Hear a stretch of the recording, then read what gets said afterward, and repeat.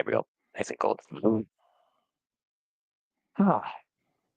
Well, hello, everybody. It's Friday. You know what that means. Happy post-holidays to you. If you're still celebrating Kwanzaa or Hanukkah, though, I wish you happy holidays still, too. Welcome to the near end of the year as we approach the end of 2024. And we bring you this Simply Reliable special. It's Simply Reliable here tonight, bringing you coverage, recap of AEW Dynamite 34th Street and the final Rampage ever with New Year's Smash. Let's freaking go. Hello, everybody, and welcome once again to the show. Welcome back to the stream. Welcome to the Super Reliable Studios. You know what this is. I am the Sylvan Noah Foster. With me, as always, is Mr. Reliable Walter Cruz. We are Simply Reliable. And again, we are here bringing you exclusive coverage, recap, and focus on all elite wrestling. For those that are watching SmackDown, please remain spoiler free. Even if it's a pre tape, I don't even know if it's pre tape or not. And again, if you want to dictate the conversation, PayPal, my friend, or Super Chat. It's as simple as that. It's good to see all of y'all once again. I hope you got everything you deserved and wanted out of the holiday season with your families, and even from a monetary standpoint, if nothing else. Daniel, good to see you. Nesta, good to see you. And before I say anything further, Walter, it's good to see you. How you feeling, man? How was your Christmas and holiday season? How you feel about this Dynamite we're about to cover and the final Rampage that's upon us? Ever. Yeah, I'm feeling good about the final Rampage. What a history, huh? A chapter is closed, so we'll see what happens. But yeah, I totally stayed off the internet, so no spoilers for SmackDown or for the Miracle on 34th Street. We don't want any of that. So please, spoiler free, people. But yeah, I'm excited. I purposely stayed away from results and from everything so we can get actual reactions. So let's freaking go.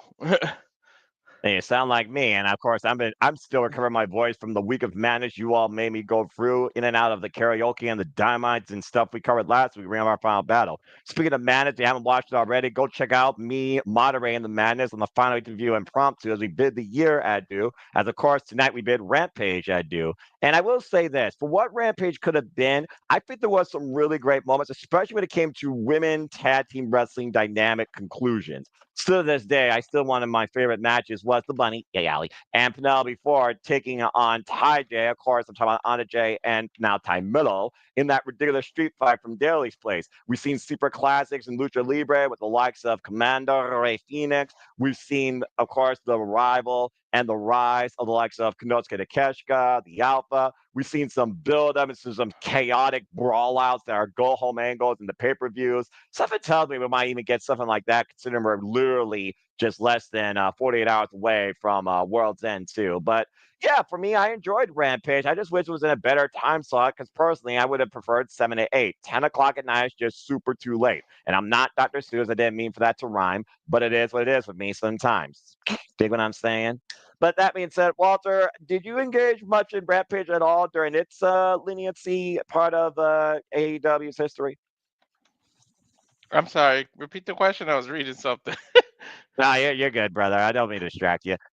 Did you engage at all in Rampage? Can you recall some of your favorite like matches or wildest moments in its 5-year history? I not really. I haven't engaged. I mean, obviously, the the main answer is going to be CM Punk's debut, right? Like it's gonna be that's gonna be everybody's. But yeah, ever since his termination, I really haven't followed on Rampage anymore. I may have seen the one we covered and this and the one we're gonna cover today is like the first two we saw that I've seen in over a year. So I I mean, just that's be fair. honest out here. Yeah. I respect that. I absolutely respect that because again, I'm crazy. I keep up with all things wrestling, but I respect that. And again, all I'm gonna say is Rampage. Thank you. It was a lot of fun. There was a lot of violence. There was a lot of sleeper moments, and I'm somewhat gonna miss that hour. But I'm curious to see what AEW does going forward. Maybe now means to focus more on Collision, especially if this third show don't go through. Which, in my opinion, I don't think it needs a third show. They're already doing smarter booking with these smaller venues that are connected more spiritually to the fandom of what's the words I'm looking for that represents why I do this shit so much and love it. Oh yeah. Professional wrestling, damn it. And yes, my voice is still recovering, folks. But yeah, without further ado, Walter, why don't we go ahead and get right into it? Because of course we're not only covering Rampage tonight, we're also recapping people on AEW Dynamite. on 34th Street. Of course, it was recorded from the Hammerstein Ballroom Sunday night. And of course, Wednesday was a pre-tape, but Wednesday was Christmas. And again, I hope everybody had the happiest and most wonderful holly jolly of Christmases. And for those that are still celebrating the holidays, I hope you continue to have nothing but joy and blessings. Let's get right into it, Walter, because we are going to recap people on how we get to our semifinals and our finals, which will show the graphic at the end of the show. But let's go ahead and talk about the final matches of block action, because if my math serves me correctly, we have five, count them, five block matches that will determine the remaining 10 of 12 participants alive that are fighting for spots in the semifinals. And of course, good pick on this one, bruv, just violence. And we'll see if it truly is on another level. The aerial assassin Will Ospreay going one-on-one with Brody King. These two are no strangers to each other. Will Ospreay, no stranger to overcoming bigger adversaries. Of course, Will Ospreay. And by the way, for those that don't know, I do have the score. We have scoreboards, I believe. Of course, the bluff comes in here right now at 6 points, I believe. While Ricochet is I don't know at how updated this is. This is the last one I had, but I think that You're was perfect. That's it. That's yeah. perfect. So let's go ahead and talk. Yeah, because No, why don't you go ahead and we're put the talking gold about league gold up? right now, aren't we? Yes, that's Yeah. correct. Okay. All So right. let's go ahead and break this down real quick, Walter. And Matt, good to see you. And Nestor, by the way, if I didn't acknowledge you earlier, I apologize. Good to see you, and good to see you too, Daniel. So Darby Allin, of course, he comes in at 6. Claudio Castagnoli and Ricochet tie the block right now at 9. Will Ospreay is at 6. Brody King is at 6. Komander is eliminated. But here is the caveat. Darby Allin needs to beat Ricochet in order to go through. As simple as that. A draw means nothing. A loss means nothing. Darby Allin will be eliminated both ways. If Komander somehow spoils Claudio Castagnoli, Claudio is eliminated. If Will Ospreay wins, he has a chance to be in as the second highest seed, but he still needs help depending on the other matches. And then, of course, for Brody King, if he beats Will Ospreay, then Will Ospreay is officially eliminated. And that's just to give you some caveats toward the Gold League. Now, Walter, I mean, I think, verbatim, when this thing was first announced, you called Will Ospreay to be a lock some point into the semifinals. But considering he just lost to Ricochet last week, how you feeling about that now? I'm still feeling it, but yeah, that was you want to call shock of the air? That was shocking. Like, and then he did I it clean.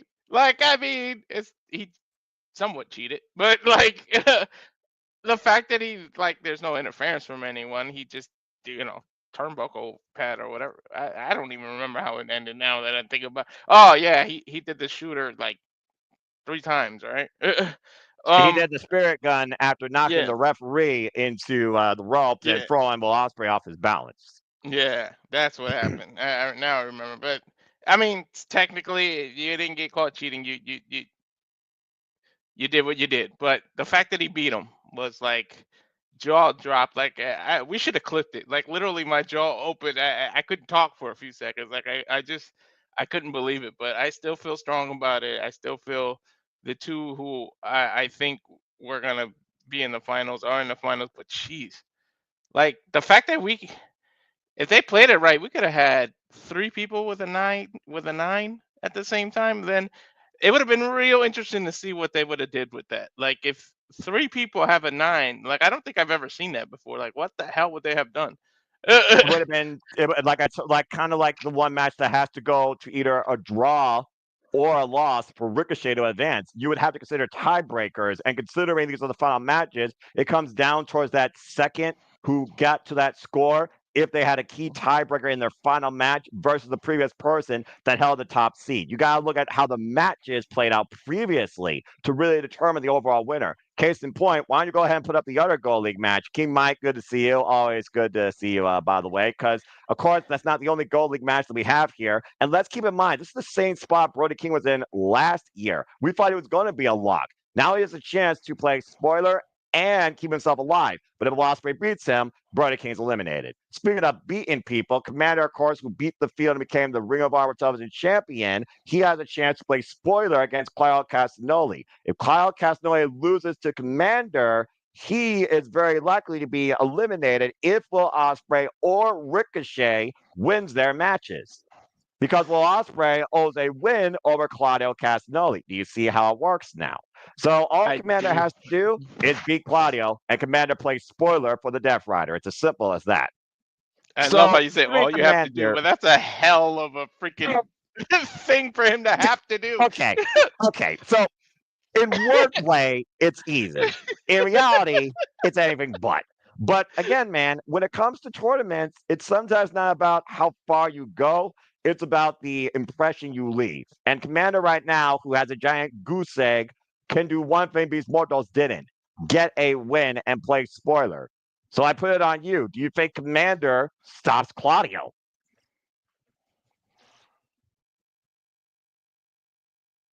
Nah, I had to think about it. I mean, sheesh. Nah, I don't think so. Think I think about it. Claudio.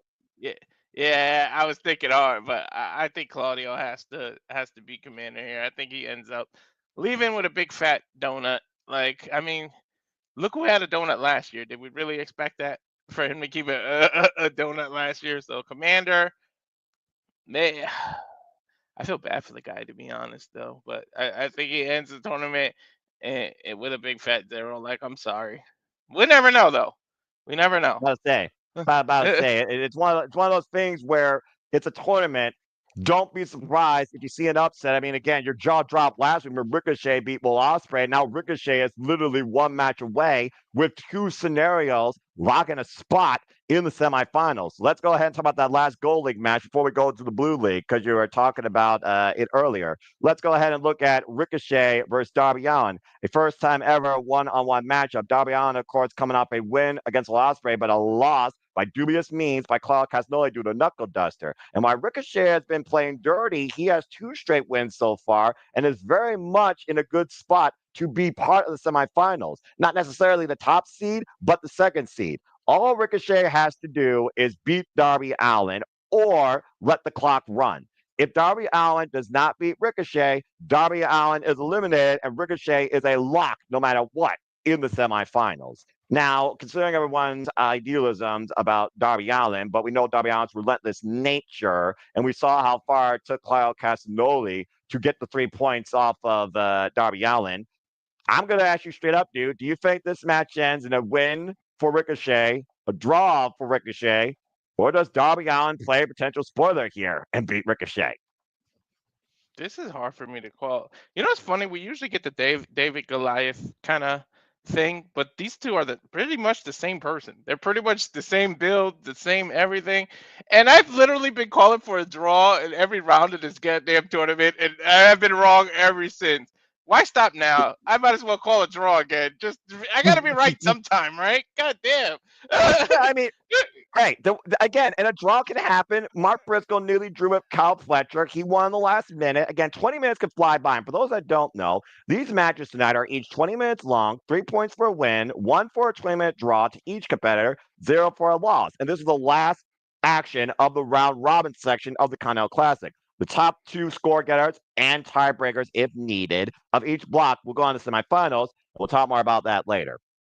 But that's the Gold League. Let's go ahead and talk about the Blue League real quick, because that, of course, contains the defending champion, who still is very much alive if he beats the Standard of Excellence. And I don't know about you, Walter, but this is the match of the night that I'm waiting to see for the longest time, because it's also first time ever. If you will indulge me, go ahead and put that graphic up again. Rainmaker! Kazuchika Okada, the current defending AEW Continental Champion, goes one-on-one for the first time ever against the Hurt Syndicate Standard of Excellence, Shelton Benjamin. Shelton Benjamin, of course, coming up a loss against Daniel Garcia out of nowhere. That jackknife was incredible. He right now is in a situation where it's do or die. He could potentially play spoiler, but he still needs some help from the other match we'll talk about here shortly. It's win and you stay alive. Lose and you're done, and Okada will be a lock because because no matter what, he will be having the second highest score potentially out of this block if Okada wins. You don't bet against the Rainmaker when it comes to round robin tournaments. If you watch New Japan Pro Wrestling like I have, this match could go to a draw, but Okada has been on fire ever since his first match, Walter, ended in a draw. I think Okada keeps his hopes alive on beating Chono and keeping his title I think he punches the ticket to the semifinals. I got Okada winning this. But what do you guys say? Damn you, Tony Khan. That's what I got to say. Look, the booking in these tournaments. How many times have I said it? You've heard me say verbatim, like, I don't want either one of them to lose. Like, why the do you got to give me Benjamin versus Okada? Like, god damn it! Like if there ever was a time for me to do like dueling chants, like how people say, "Let's go Okada, let's go Benjamin," I would do that. Like if I These was live in guys this crowd, yeah. I would fight definitely not forever. boo either man. I might sit on my hands and not that like just be respectful like we were in You Japan. you Like gotta call the moments. yeah, exactly. I might be like the Japanese crowd, like how they do when they watch New I Japan love and they're that. actually quiet and watch that. Like that's what I would do if I was live watching these two. But I think you're onto something. Okada has literally been like on fire. I mean, this is a coming out party. Like this tournament, and the fact that he doesn't have the young fucks to be around anymore. He has to carry he has to carry the faction himself. Like this is his coming out. He's not just a man that's about one word, beach. Like he's showcasing himself in this tournament, and like I gotta see it. Like I gotta see Ospreay or Okada. Like you gotta give me the final. Like come on, man. Like I have I to. mean, If in order for my final prediction to come true, I have to go for Okada. the potential. And Dwayne Atkinson, good to see you. Because of his Christmas, we didn't record this on Wednesday. And why this did happen on Sunday, we decided to give it some love because we love professional wrestling, damn it. And we're actually going to watch along at this show tonight because we remain hashtag spoiler free for the entire week. So if you've already read it, courtesy of NoDQ, the most reliable source you can tune into, folks, that always reports, not necessarily confirms. Yeah. Hello, Aaron Riff. Hope you and Mrs. Riff had a wonderful Christmas, by the way. And check out their review of SmackDown, folks. Then, Dwayne, you're in luck. If you already saved spoilers, then you can just listen to our reactions. But good to see you. But yeah, it's just one of those things where, again, it's the first time ever one-on-one matchup. And again, Shelton Benjamin has never looked stronger at his peak of potential than coming to AEW. But again, it's the first time ever one-on matchup. The fact that these two never met in New Japan Pro Wrestling still baffles me. But Shelton Benjamin was X and also part of Suzuki Gun prior to really Okada's coming back from excursion and his rise as the Rainmaker alongside Gato. So this is going to be interesting, to say the least, and I am definitely looking forward to it. But of course, that's not the only match in the Blue League because there is also one other match that could determine whether or not the Proto Star punches his ticket, or like last year, can Daniel Garcia play spoiler? Because Daniel Garcia and Kyle Fletcher have a huge chance to punch their ticket into the semifinals. Kyle Fletcher, the proto star that was left unblemished before Mark Briscoe beat him and left the whole block basically alive with a chance, unless your name's the Beast Mortals. And let's keep in mind, Mark Briscoe, he's done. He's at 9 points. He still has a chance here, but he needs help based on these match results. This is one of them. If Daniel Garcia beats Kyle Fletcher, then the tiebreaker would go in favor to Mark Briscoe because Mark Briscoe beat Daniel Garcia. If Kyle Fletcher beats Daniel Garcia, then Kyle Fletcher's a lock in the semifinals as the second right now highest score, unless Okada loses. It's as simple as that. So that being said, it comes down again to Okada, Benjamin, Garcia, and Fletcher. And Mark Briscoe, beep, beep, beep on live support.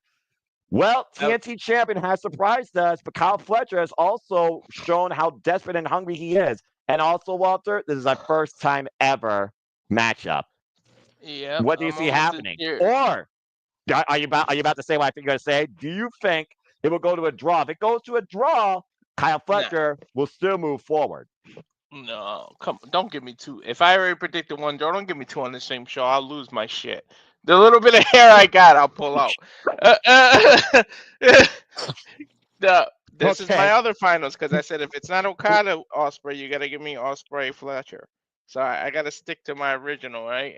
I gotta stick with Fletcher by hook or by crook. Something's gonna happen. Like damn you, Tony Khan, you did for all the shit we talk. The way he did this tournament, if he's in fact the book, who knows if it's him that booked somebody or he had a producer.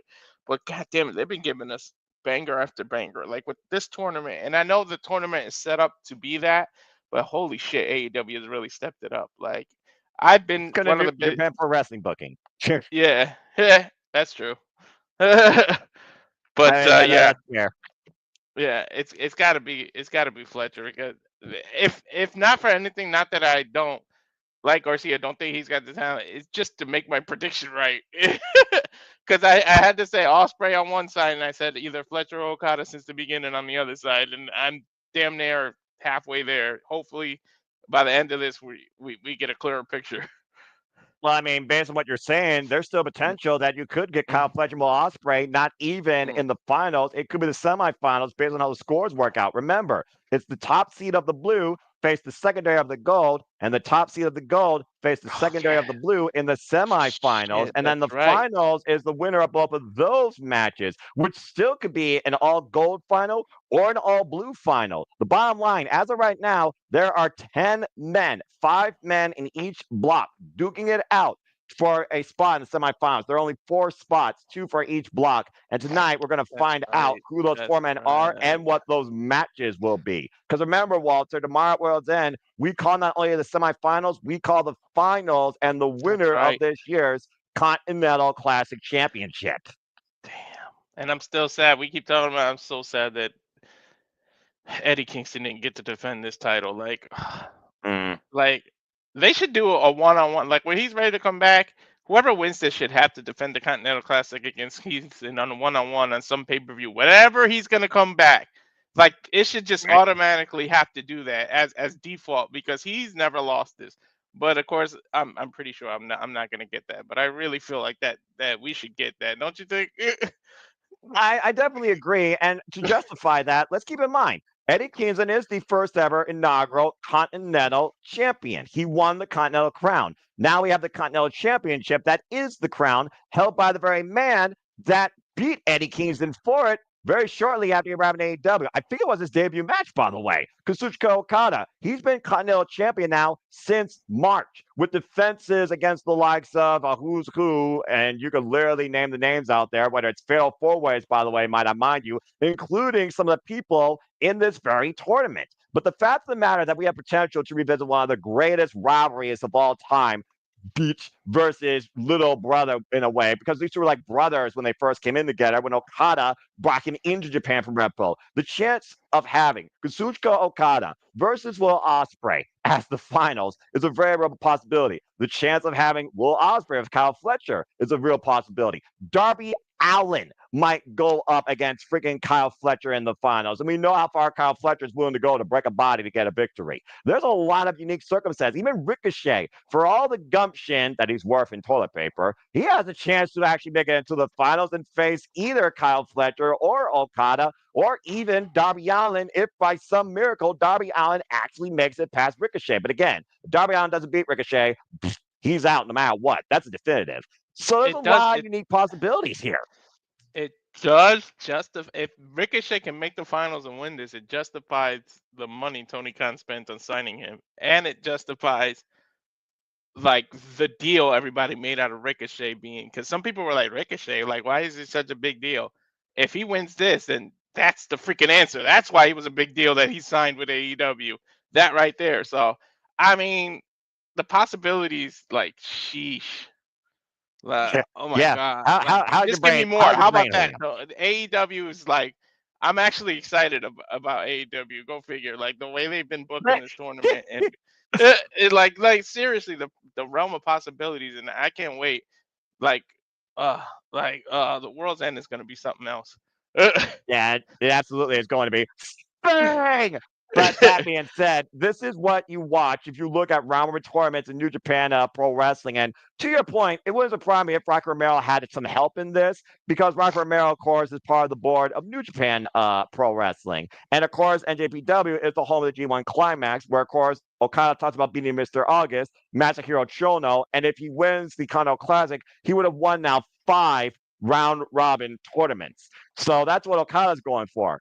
Beach. And that being said, I truly do think AEW is at their strongest presentation of a performance competition with these round robin tournaments like this, more than even the single eliminations one. I think this is their best tournament to date, arguably. I have loved this thing, and I love the fact we get to call the semifinals, the finals on pay-per-view. And again, folks, we'll be calling World's End tomorrow, and of course, we'll be having some predicting World's End ahead of that 3 p.m. Standard Time. And yes, it is the conclusion of the All Elite League. I will have a form following tonight's stream. because I'll know tonight what our semifinals and finals are, and officially will make that form. There will be no bonus points. It'll be straight down the line, straight pay-per-view. Tony Khan, don't be a fucking madman. Don't make it 10 matches, please, and thank you. And good luck to everybody, including you, Walter, and the finale of the All Elite League, as all the prediction leagues will conclude come World's End tomorrow night. And yes, I will have the ROH results after tomorrow night as well. Sorry But to that being interrupt said, you, Walter, Noah, but yes. think about this, right? If I'm this happy for this tournament, right? Imagine next year when Eddie Kingston's healthy, right? When Kenny Omega gets to come back. Imagine him part of this tournament next year. Whoever wins this is gonna obviously have to defend the title. Lord willing, they get to stay healthy for over a year. Like, imagine what this is gonna look like next year, and who's to know what free agent they sign in the coming years. Then you got Bobby Lashley. Yeah, Bobby Lashley will be a year in this. Maybe why can't I think? Shibata. I'll name you plenty of wrestlers. Shibata. You got so Buddy many people. Matthews. Buddy Matthews. Keep going. Yeah, rattle your brain. Keep going. I'm just thinking of next year. Like, I don't want to fast forward it, but damn, next year's gonna be like crazy too. Like I hope they never stop these tournaments, and I hope it's like a continuously part of AEW and New Japan's relation, because yeah, damn it. Like, if I were them, I would book this tournament. You might as well add it to Japan. Look how you're gonna book a World's End is tomorrow. If you could have waited a couple weeks, you could have did it in Tokyo. Like, because look at the first week of January is in Tokyo. If you could have booked it right, you could have pulled it off and put the finals in Japan. Like, this tournament is based off a New Japan thing. You could have did the finals in a New Japan pay-per-view. Like, imagine Lord. Yeah, like, no one would have had a heart attack with that. You talking about me with little. If you pull it right and you add more people to the tournament, you could potentially hold it off until because every beginning of the year, New Japan does that in January. You might as well just add the finals to that card. Well, it might be something that happens, but you got to consider this tournament's not interpromotional. And I think that's the thing. This is AEW centered because, again, like you said, New Japan has their original G1 Climax, and that's their tournament of the summer. This is the tournament of winter, and each one does their own thing. So I kind of like that idea, but maybe that's something they can figure out down the line if they make it interpromotional. That's my only caveat towards that. If you got NXT NA, why not do the winner of the Continental tournament versus the winner of the G1 Classic, and they got to face in Japan in January? Like, the two winners of each tournament have to find, and you get I don't want to say undisputed, because I'm so tired of that damn word and how many titles there are. You just do, like, who's the ultimate Continental champion? You got to do the winner of the AEW's version of the tournament versus the G1 Climax champion. And it's not a title, it's not anything potential, just bragging rights. But you do that. Like, take my money, shit. I might even go to Japan if you do that shit. Forbidden Door next year is after New Japan's G1 Climax, so you might be onto something, Walter. So it's an entire possibility. But again, folks, if you've been along the ride with us for AEW this far, why not continue? So buckle up and let's get ready to go. Remotes in position, streams on. Walter, if you're ready to go, I'm ready to go. And as soon as you see the bottom on your screen, I say let's go ahead and do it. You ready to cover the show, man? Yeah, hang on. Let me hit play and see what comes on, because I don't know about yours, but my Sling TV kind of records a little bit of the ending of whatever was on before. It does. Dynamite. Yeah, it does too. Yeah, okay. All right, let's see what I get as soon as I press play. Okay, it's the ending credits of whatever the hell was on before. Okay.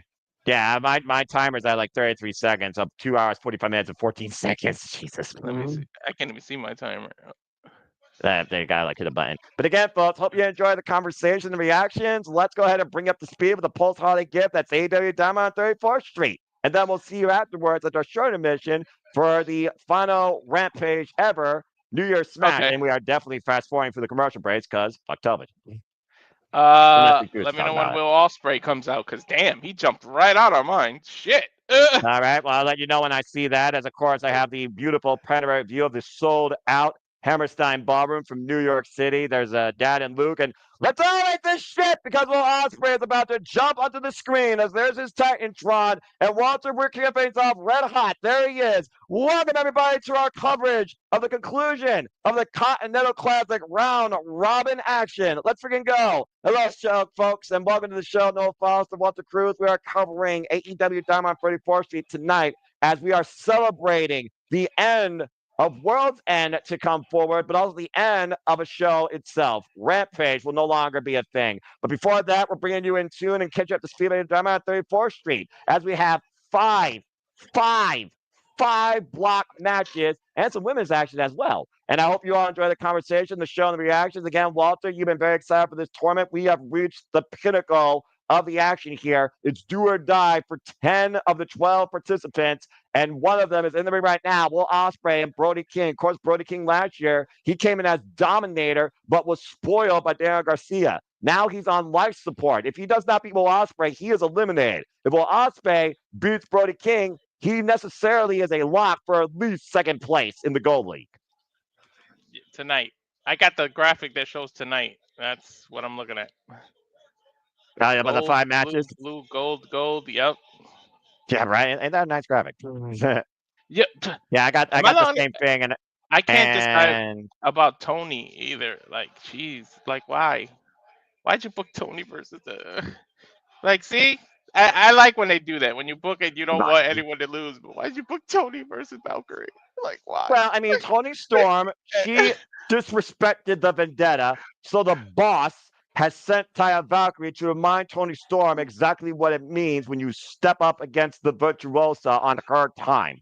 You don't who knows disrespect. Where she may make an appearance. Who knows where she is? I mean, I'm sure we'll see her before the night's out, but for now, I see members of the House of Black are about to rise because there's nothing the graphic. but violence. 6, we showed earlier, 6'9", 6'9", 6'0". We got a potential. Can you imagine if everybody had 9? Like, what? Like, I know you explained the rules, but I just would have did a triple threat. Like, whoever is tied, you're gonna end up having a fight. Well, to your point, the Blue League's going to have literally two-way ties. We got 7-9, 7-9, 6. And again, if Okada and Fletcher win their matches, they are a lock for the semifinals. Garcia, Briscoe, and Benjamin have a chance, but they also need a little bit of help. How do you beat this man? Brody King is a big dude. Well, I mean, I've seen Will Ospreay overcome the likes of Lance Archer, but to your point, Brody King is a heavyweight that bowls you over like a cruiserweight, a dynamic athlete here. Referee Bryce Rensburg for this opening match. And again, what we 20 have to minutes. remember too, Noah? Will Ospreay's not at 100% after what he just went through. Well, I mean, to be fair, either of these men 100%, because you got to consider this being a round robin tournament, Walter. It's literally a test of endurance. That's true. And Will Ospreay right now squaring off against Brody King, kick to the hamstring right now. And I like that Will Ospreay right now is trying to keep himself distance from Brody King, trying to take the big man off his feet, compromise his legs, tie up those quads. That's what you have to do when someone's so much bigger than you. Even in the UFC, you kick the hamstrings, you take the leg out. You take any big car can't run right when it's only when one of the tires are gone. You eliminate a human being's wheels, it's over. Yeah, again, right now, Will Ospreay from the corner, but catches the boot, and Brody King right now, staggered for the moment. Ospreay off the ropes, off the clothesline, tries to take Brody King over the chair. It's Brody King, though, the power of the big man. Ospreay fighting back, and Ospreay pushed to the corner. That's the weight difference, too. See, he couldn't even get him over for a Hurricane Rana or whatever he was trying to do. Look at the power. He literally just launched Ospreay half across the ring. And to that point, he just Uncle Phil DJ Jazzy that boy. And Ospreay right? going in, though. That's a big boot. But again, we talked about the tail of the tape here. And the tail of the tape here is going to be agility versus power. And again, big shoulder block drops Will Ospreay. But we've seen Will Ospreay. We've seen him endure. We've seen him survive. We've seen him adapt. So, I mean, again, you can never count Will Ospreay out. But that's what she was. Oh, no cover. 2 count only. Yeah, he couldn't lift the big man up. Yeah, Brody King looked up the beach with that scoop slam, all off the ropes. Like, oh, God. Ospreay able to get the knees up. Yeah, but what did that do for Ospreay? I mean, again, you talked about, again, the damage done to his body. Going for the Oscutter. Uh-oh. And Brody King back up to his feet, now hoisting up Ospreay, and what the hell is this? Is this a Razor's Edge? What is he going for? Well, gosh. It looked like he was going for maybe a Gonzo bomb or a Razor's Edge sit-out powerbomb to your point, or Liger bomb, but either way, Ospreay able to escape. And up and over. That's his feet. Swing and a miss, and Brody King dropped toe hold into the steel ring steps. And let's think about this, Walter. Ricochet compromised Brody King's nose in their match. Is Brody King's nose still holding up? That's true.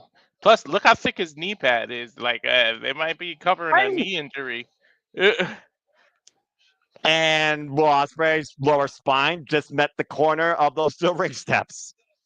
That's why it's called a spine buster, I guess. The definition of busting your spine and something that doesn't give. And of course, we know how dangerous the House of Black is when they have their opponents on the outside. Golly. Damn, I feel those chops every time somebody hit. When a man the size of Brody King or like a Gunther hits the chops, I feel it in my chest, man. Ugh. I mean, shoot, he might as well play for the Yankees, a home run with that shot. Oh, right. And Ospreay driven torso first into the barricade. Oh. And again, those heavy hands of Brody King just wearing out Will Ospreay. Oh, I like how he gives attention to that person in the crowd. I mean, again, show kindness this holiday season if you can, folks. Brody King sending Ospreay back inside the ring. And again, count out means nothing for either of these men here. Oh, and you see Brody King right now with a nasty cravat, now working the neck of Will Ospreay. Sort of like a neck crank. Ouch! Damn. Well, it's almost. Last time I checked, he didn't have a degree in chiropractor. I mean, you know what? There's hidden talents by most wrestlers that I don't even know, Walter, despite my research, to your point. Brody King and Ospreay, though, again, scrap middle of the ring, big forearm, though. And again, Ospreay trying to take the big man down. I'm not sure he's going to win this exchange. Oh, that staggered Ospreay, but he's still standing on his feet. I still can't get over the toilet tissue stuff that they threw at Ricochet during Ospreay's match last week. That was hilarious. Well, Will Ospreay is the shit, but it's a whole different form. And Ospreay off the ropes, pop up, body drop. Brody King sending Will Ospreay crashing down. You okay? You got the hiccups? Bounce into this. Stay tuned, folks. Restaurant Claudio picture-in-picture, even recorded. Fuck television. And because it actually is showing the match, I am going to actually honor it and watch shit. I'm afraid to try to fast forward through the commercials because it's going to make us get out of sync. Yeah, you know what, Fudge? We'll be right on time as far as Rampage goes. Then they can just really join in as far as I'm concerned. So it's all good, buddy. And again, Walter, we talked about before, the stakes here. Jesus. Almost bent over the barricade into the audience. The stakes here, of course, for Will Ospreay and Brody King. Will Ospreay has to win to keep his chances alive and maybe punch in the second place of the Gold League. Brody King, though, can also keep himself alive here.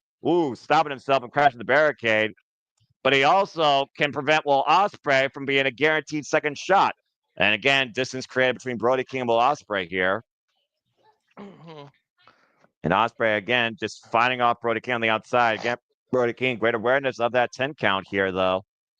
And again, Ospreay just keeps going back to the physical warfare, and it's failing. Yep, this isn't Japan. You don't have a 20 count here. And soon enough, Will Ospreay might not have a chest. Right? It's just as caving in, man. Again, Brody King's a slow, methodical approach here, and the clock is going to play a factor. And again, gets that senton drop that time on all of Ospreay's upper body. Cover, hook the far leg, gets a kick out of 2. Yeah, no knees for Ospreay that time. He got all of it. Well, again, like you said, Brody King knocked the win out of him earlier, so Ospreay probably wasn't even cognitive enough to put the knees up. I don't know. I think for Ospreay to win this, it's just he's gonna have to counter something and catch Brody King by surprise. How many times have we said it before? No, all you need is 3 seconds. Dan Garcia, Will Ospreay, Darby Allin, Exhibits A, B, and C. I rest my case, Your Honor. And once again, though, Will Ospreay and Brody King squaring off middle of the ring.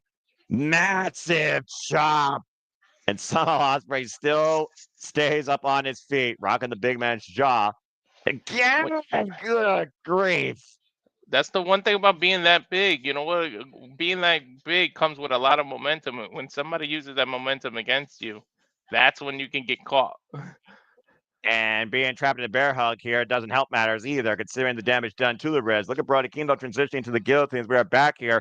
Gold League action. And referee Bryce Rensburg for this contest in front of a sold-out Hammerstein Ballroom. And I certainly do hope AEW books this venue again very soon. This has been I tremendous. hope I hope Tony learns from this and he just books smaller arenas like this, because look how pretty impactful. Look how full that arena is.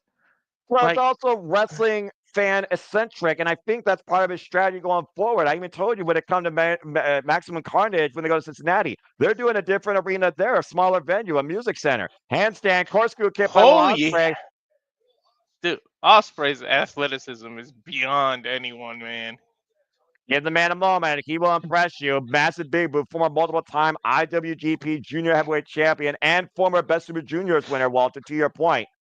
Oh well, could you just imagine next year we get Osprey versus Kenny Omega in this damn tournament? Oh. Like,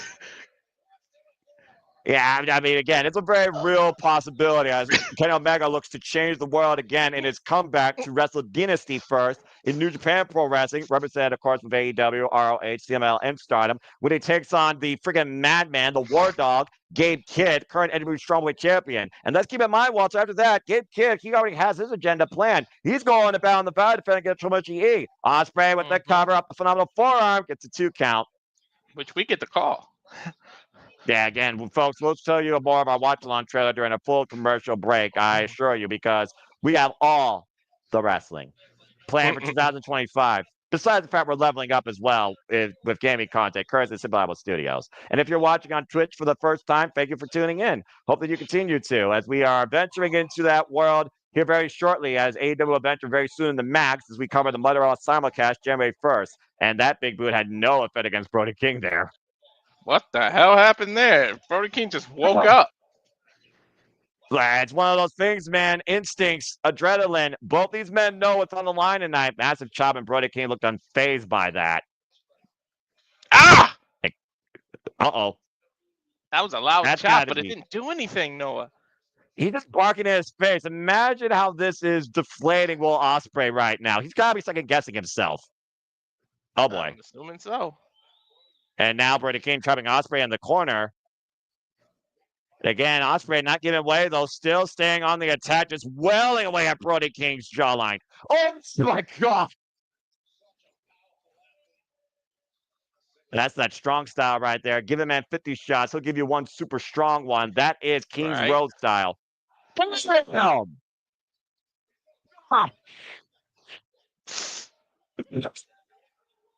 Walter, comment? Yeah. Did he hit his head?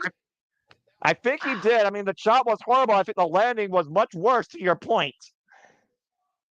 Good God. Now, again, both men on the outside. Vicious forearm giving Ospreay and seeing, uh-oh. And Brody King looking for a run, and it goes Command! Damn, that was like a freight train. Yeah, crushing the sternum of Ospreay with that running cross body against Ospreay and the barricade. By the way, good to hear Taz back on commentary. I'm glad to know that he's doing okay. How fitting he returns to the Hammerstein Ballroom. Go fitting, right? And Brody King, oh, man! Cannonball, how fitting is that move? Cover, 2, no!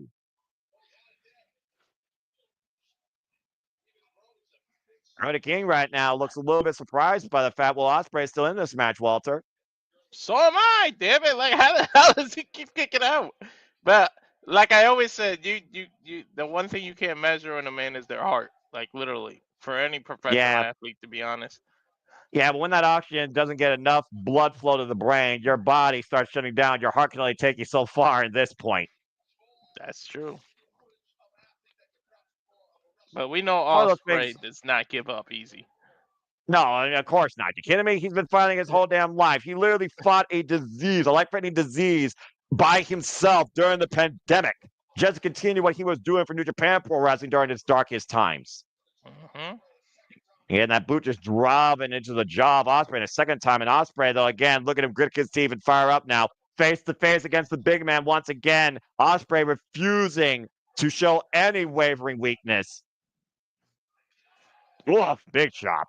And now Brody King and Ospreay exchanging open palm strikes, welcoming to the chop, but Ospreay falls to his knees and gives Brody King wrist control.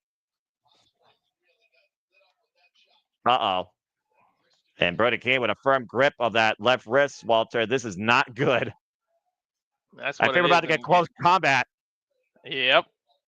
You might as well say they're tied up with like a bull rope or something at this point. I mean, it's an uphill battle. But straight up, this has been an uphill battle for Will Ospreay since the bell. Oh, God. Put the stake on that third one. Yeah. Damn. And Brody King right now just, Kokeshi headbutt, just launching himself into Brody King. Now there's Kawada kicks. That's a pump kick. Stress kick. Rolling elbow by Brody King, rocking Ospreay again. And he might be looking for that death-defying lariat, but a hook kick by Ospreay. And another hook kick, and Brody King is still on his feet. Now Ospreay off the second, looking for the oh God, intercepted.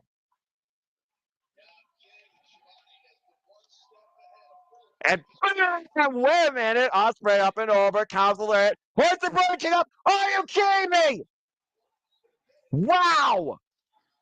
Is he going for the Styles Clash on Brody? He hit the Styles Clash, Walter. The approach just the half cover. Kick out. He just hit the Style Clash on a man that has to outweigh him by at least 50 pounds. If not more.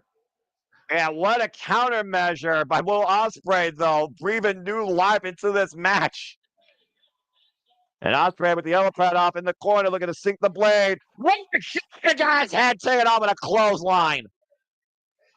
And now Brody King, God's big bomb. Cover. Two, it is no. Brody's got to be thinking, what do I got to do to keep this man down? And again, just another death-defying short-range lariat. Hook the far leg kick out 2.5. Short-range clothesline. You talk about impact. The fact that you're short-range like that makes the move even more devastating. And somehow he is still able to kick out. And now Brody King again. Here we go. Oh, Ospreay escapes off the ropes, and Brody King and Ospreay. And it's a hidden blade. It's first cover. What? Brody Did he King kick out at one? Yes, he kicked out at one. Well, now I think he's going to try to hit it again. And he got it back of the head. Cover. No. Oh my God, Brody King kicked out with literally a concussed look on his face. Did you see his face? Yeah, I mean, I'm pretty sure those eyes are glazed over like Krispy Kreme donuts, but Ospreay, no way, no way. Is he looking for the Hell no. No. It'd be on the shoulder. Cover. Two. Ospreay got it. Dude. He got Brody King up for the Stonebreaker. What the? Holy shit!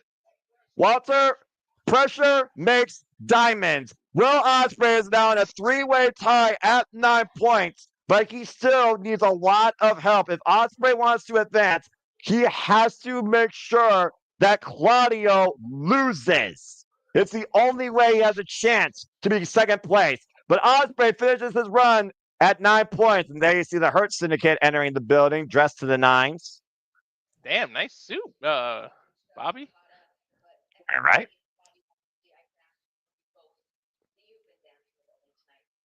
What? Why are they banned? I mean, you did see what happened last week, right, Walter, on Collision? Yeah, that's true. I think Christopher Daniels is trying to step up. And don't think he's a pushover. We know how long and storied career he had. Yeah, former Ring of Honor Grand Slam champion. Mm-hmm. He says, we're going to honor this request. Beautiful So dress, by the way, Shelton by Benjamin's got to do it all on his own tonight, Noah. yeah. There's no motivation. Oh.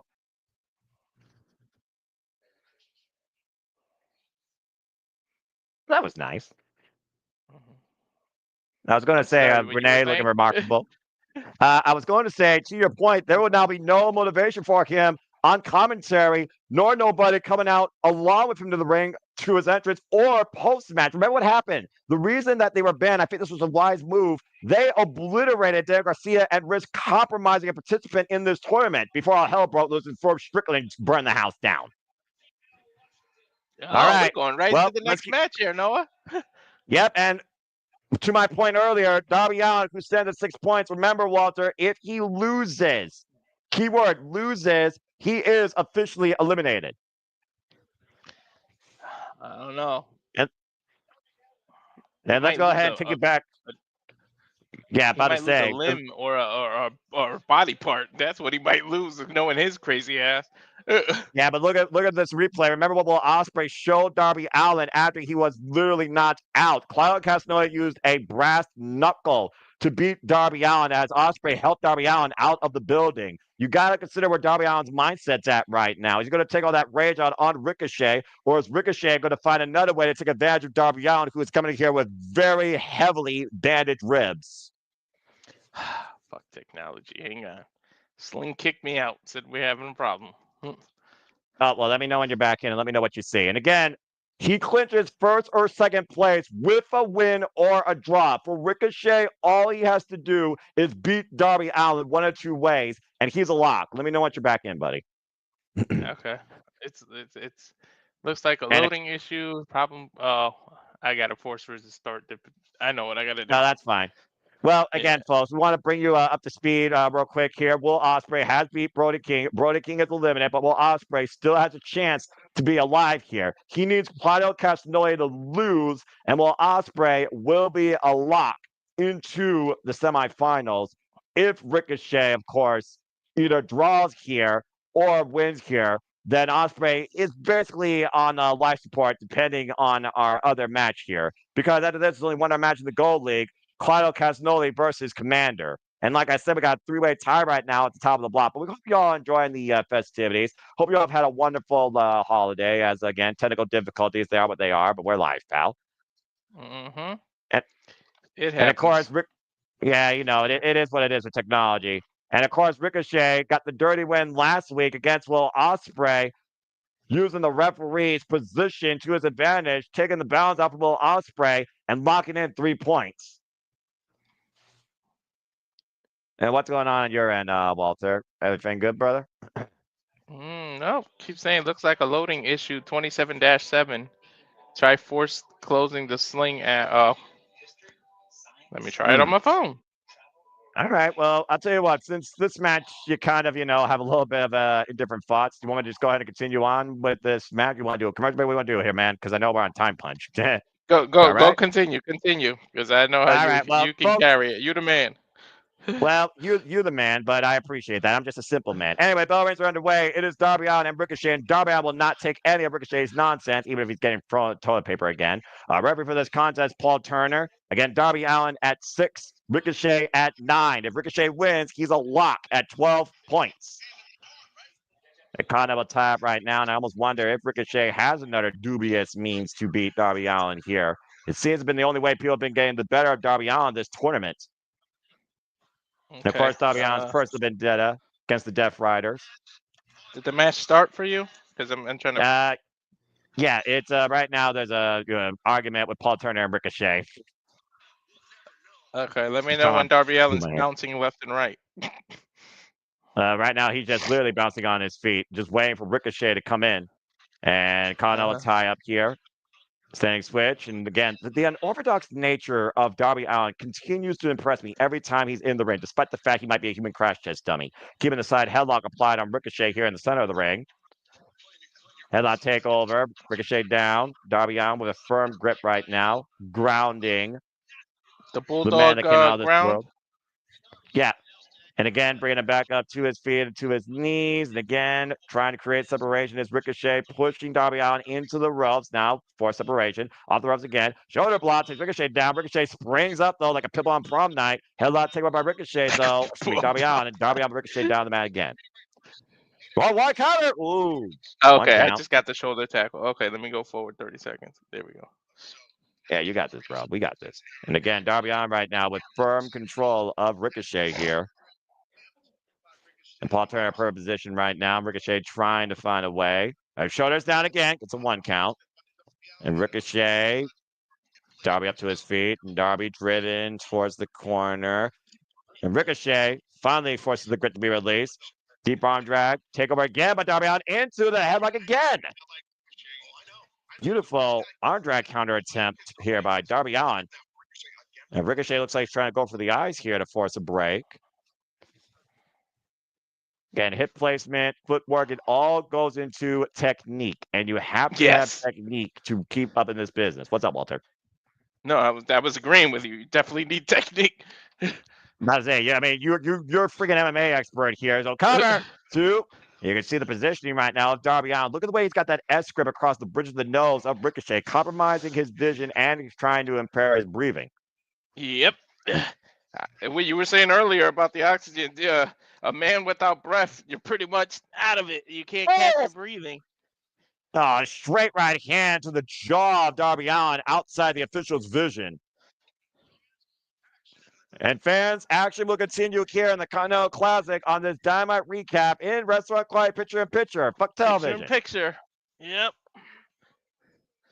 And again, it's just one of those things right now where we talk about Darby Allin and how he looks like literally a broken man, but he still keeps fighting. And Ricochet like telling I said, there's no Barber. measuring a man's heart. Of course, they're going to continuously to fight. Both these men, to be honest, you got to give Ricochet his credit too. I know we're tough on him, but he has a heart, a big ass heart you can't measure either. He just keeps going. I mean, look how the fans turn on him, and he doesn't let it get to him. Well, he's also using that heat to fuel. I mean, again, he's been going off this newfound attitude since eating his first loss in AEW, Walter, which of course we know was at Full Gear against Konosuke Takeshita when he lost out on the AEW International Championship. Of course, Konosuke will be defending that title against Boss Hobbs tomorrow at World's End. These damn stomps off bouncing off the second rope to just add momentum. And again, compromising not only Darby Allin's lower spine, but his rib cage with all that pressure downwards.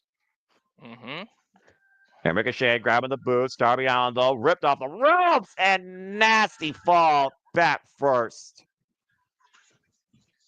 And again, focus attack right now by Ricochet on Darby Allin's back. It looked like right there it was like biting the man's face or whatever. I don't know what the hell that's what I was trying to figure out. Your guess is as good as mine on that one, bruv. And again, if Ricochet beats Darby Allin, period. If he beats Darby Allin, he is a lock for the semifinals. Big Pumpkins, we got a full commercial break here because television absolutely sucks. Hey, that's all right. Because, you know. Already went. Jeez, I'm sorry, Noah. I was about to vent. You know what? Go ahead. I welcome it. Walter's Rage, engage. 3, 2, 1, go. No, I'm just saying, like, you already gave us 4 or 5 commercials in picture-in-picture. Why the fuck do you transition to a full commercial now? And then you should be going back to the action. Well, to be fair, it's a commercial hyping up Max, and of course, Max is now a partner of AEW. When AEW goes to Max January 1st, well, now it's a car commercial, so who gives a fuck? But I was trying to get that. Yeah, you're not wrong. Well, again, and of course, Walter, we're going to cover the mother of all simulcasts, January 1st, with our coverage Dynamite when it goes to Max, and also be on TBS. We're hoping to have a new TBS champion. We know we got Jamie Hayter versus Julia Hart, and FTR is coming back to confront the Death Riders, and apparently they are not coming alone. That and so much more to come, folks, at Fight for the Fallen, courtesy of AEW Dynamite, January 1st. We kick off the new year. For Similar Studios, we are back here in the Hammerstein Ballroom in this match. Still toilet paper around the ring, by the way. Hard Irish whip. And Ricochet has been staying on this relentless assault on Darby Allin here, Walter. Yeah, too bad we don't know what happened because of the commercials. But I mean, yeah, you know, it's one of those things right now where Ricochet might well take a bathroom break. I mean, he's got a roll of toilet paper in hand. Right. Woo! There it goes. So, hey, look, someone got a souvenir. Oh, God, man! And Ricochet took his eyes on the opponent for 1 second, and Darby Allin capitalized, swooping the legs up from underneath him, nasty landing on the apron. And Darby Allin, what the hell is he doing, dragging this man? Oh, God! And up kick, though, by Ricochet, drives Darby Allin's spine first into the barricade again, Walter. Yeah, Again! that was a hell of a super kick. Again, sending Darby Allin crashing now back and front into the barricades on respective sides around the ring, further compromising Darby Allin's core. An Irish whip. Darby Allin reverses the Ricochet, driven into the barricade itself. Now what the hell is he doing? Uh-oh. Oh, no. Oh, no. Oh, no. Darby Allin. Whoa, man! Oh! Super Well, kick. I don't know Right what... after he landed, wait. He ran full force into that barrier, too. Well, that's because Ricochet sidestepped him. Springboard clothesline, taking down Darby Allin off the second rope. Springboard moonsault by Ricochet, and it's still a suck it. Here's the cover. Hook of the near leg is enough here to guarantee. No, it's not. 2 counts. Blatant disrespect by Ricochet, not only to Darby Allin, but to everybody there in the Hammerstein ballroom. Telling them all to suck it. Wrong company, bro. You left there already. Well, I mean, again, like you said, though, Ricochet, he's been channeling this. And it's paid dividends. You may not like the tactics, you may not even like the personality or the attitude, but if it means it gets into the Continental Classic, closer to that championship, you can't argue. And Ricochet I at like the this top new rope, side of Ricochet. and it shows a different attitude. Wall kick, Darby Allin, standing switch, looking for the Okada roll, cover, 2, spring up the bottom rope with a carbon splash, cover, 2, no, excuse me, crossbody. Now crucifix, cover, 2. Moving with speed, moving with purpose. Here's the Maestro Cradle, cover, 2. No! Almost eliminated Ricochet. Here's the part where Noah's got to keep up. I try. And Darby Allin, great drop kick, driving Ricochet to the outside. Again, we talk about Darby Allin's DNA. Might as well be checked because it's not normal, Walter. And you saw it right there with that great wrestling exchange. And Darby Allin launching itself, but crashed and burned as Ricochet sidestepped him again. Wait, did he catch his knee to the back of the head? I think so. Ooh, that could be a knockout shot. Again, the key word of this match, Walter, is timing. Everything with Ricochet is about timing when it comes to countering Darby Allin and causing Darby Allin to damage himself more than actually he is damaging him. Why is he bringing a table out? Uh-oh. Don't ask me. Walter, you know as well as I do, these are not those qualification matches. Nope. And we know the unwritten rule. He who brings the table out is usually the one that goes through it. And Darby Allin again driven into the barricade now 2 times in a row. Constant forward attack on that back. And oh no. And Paul Turner right now admonishing Ricochet as he's laid Darby Allin out on this table. And again, Darby Allin, though, still fighting back, trying to rake the eyes of Ricochet. And Ricochet just mounting these shots to Darby Allin's head. What is on his mind? That's why he doesn't take the count out here. He knows if he wins, he is a lock to move on to semifinals. Why are you wasting your time by doing this? Don't ask me. What is going on in either of their heads? Like they're difficult to figure out. I'm about to say, Walter, I sense disaster. And Ricochet to the top rope. Darby Allin. Oh, good Lord. Darby Allin in the drop zone. Ricochet looking down off the top.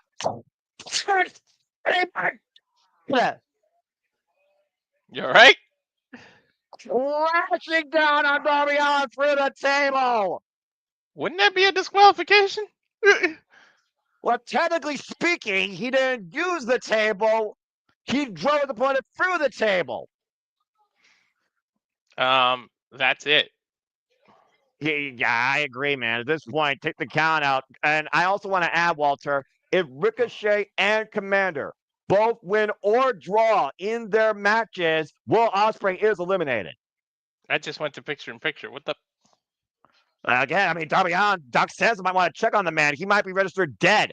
Will Darby Allin actually fight back in this? Stay tuned. Wrestle Clyde picture, folks. Fuck television. As Ricochet's mocking them, Stein Barman. To my point, there is Doc Samson. And it looks like Ricochet might finally take the count out here, Walter. Damage done, like you said.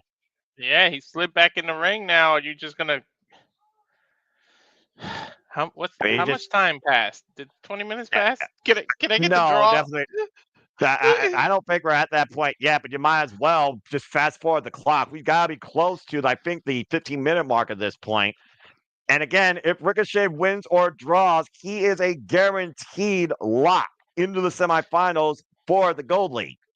But Ricochet has a legit complaint. Like, the ref is checking on Darby. Instead, you should be rolling in the ring and starting to count, no? But the referee's got to make sure the well-being of the athletes is first and foremost in play, Walter. You know that. I mean, I think that's what Ricochet's arguing with the referee now, right? Now, truth be told, the referee's got two jobs. The referee got the most stressful job in the business. I don't care what anyone says. As he starts his 10 count, to your point, if Ricochet wins via count out, that's it. Darby Allin's eliminated. And Darby Allin's slowly stirring, trying to get feeling back in his fingers. Might have a stinger here. That was freaking ridiculous. See what the ref is he at 4? I can't see because it's stupid restaurant quality. Give me picture. But it doesn't matter now because Ricochet just drove Darby Allin into the barricade again. All right, this is just unnecessary conduct at this point. Good grief. I mean, this is beating a dead horse, to be honest. Yeah, how many times do you shoot a dead carcass? Yeah. Get your ass back in the ring and just take the count out victory at this point. Well, I mean, again, it goes back to that moxie, that attitude that you may approve of. That also might be Ricochet's own downfall. Paul Turner resetting his count back up to 2. We talked about before, Walter, hubris can be a man's downfall, and Ricochet might literally screw himself here if he keeps taking Darby Allin lightly like every other opponent has. I don't know. We know Darby Allin is insane. Darby Allin is the PCO of AEW. He's just an undead zombie that just won't go the hell away. To your point, Darby Allin breaks the count, and Ricochet immediately back on the attack. And Ricochet's got to be furious and driving Darby Allin again into the apron. Just a relentless assault, trying to make sure the man can't stand up. And rolling back inside the ring. And once again, Ricochet is asking, or maybe creating separation so Paul Turner can start his 10 count. I'm finally off picture. Yeah, and it's smart strategy here, Walter. If Darby Allin can't get up, he can't make his way back inside the ring, but does so once again. As this match continues here. Again, ripping the damn bandage off. What the? Not yet. Now he is. He's literally tearing apart the bandages. And again, Ricochet is literally just minutes away from guaranteeing a spot in the semifinals of the Continental Classic, which we will be covering here tomorrow when we cover World's End. Stop in the midsection there. And it was just a relentless assault. Has to be careful of, Noah, though. If you get over frustrated that Allin keeps on getting up, you're going to risk disqualification because you're just going to keep going and not pay attention to the referee's warnings. Well, I would like to think that Ricochet is conscious enough to believe that. The hell was that? A double stop. He literally leaped over the referee. At some point, can the ref just step in and just save Darby Allin from himself?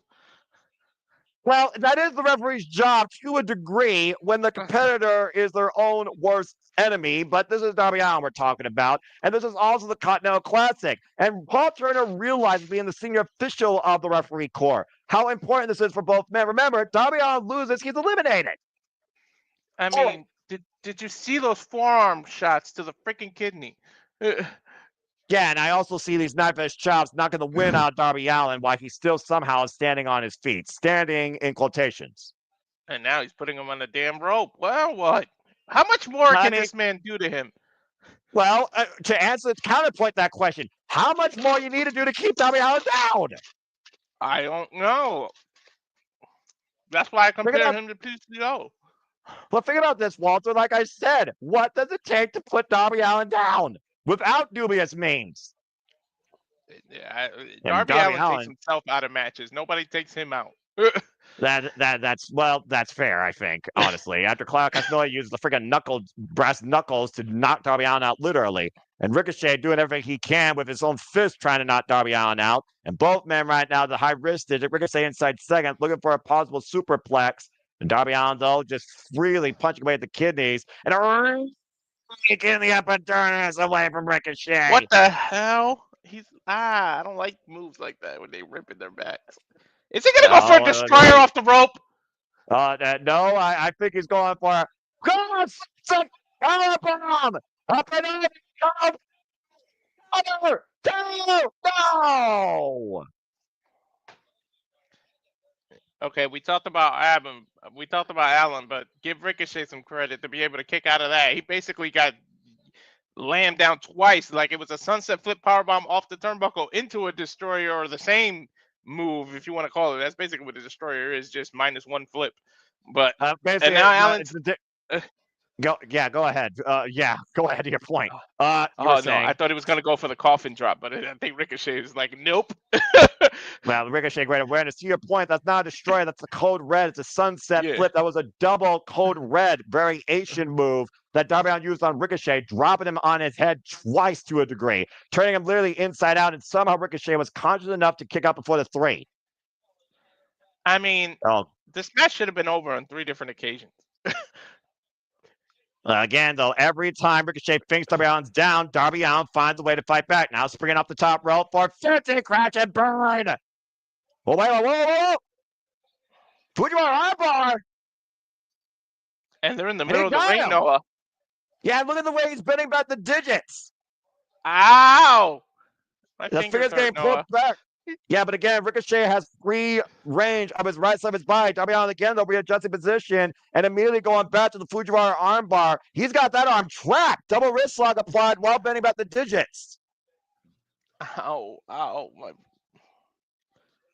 Trying to maneuver his body, though. He's got a free leg. He's got a free hand. Will Ricochet tap out, though? Again, a submission win will leave Darby Allin alive in this. But so close to making contact with the ropes. And again, Darby Allin grabbing the other arm. Venus de Milo. We might get a tap out.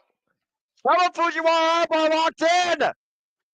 Ricochet's not that tall. No offense, but it's hard for him to reach the ropes with his legs. God, he just touches it. It forces the break. Well, I mean, I kind of thought he wasn't going to be tall enough to do that, to be honest. And you just heard that announcement, right? 1 minute left in this match, Walter. Well, one of them Darby Allin has to win here, Walter. A win or a draw for Ricochet eliminates Darby in this tournament. They got to be, what, 30 seconds away now? Yeah, probably 45, I'm being honest here. I don't have a stopwatch. Normalized suplex, holds on, front face lock applied by Ricochet, bringing Darby Allin up and over. Darby, though, reversal! Darby,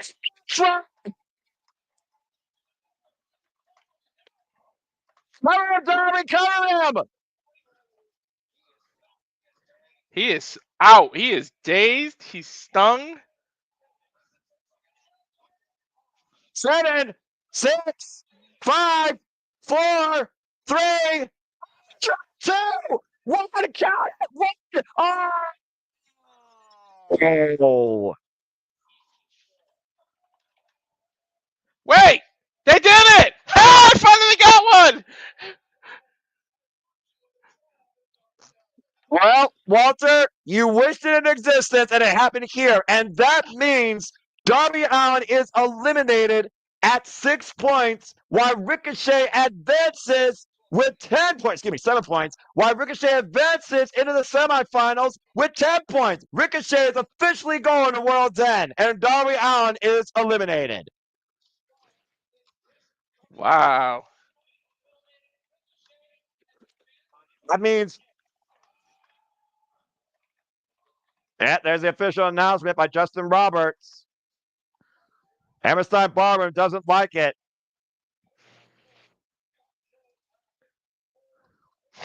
Well, one spot, Walter, has officially been filled. Gold League participant A, Ricochet.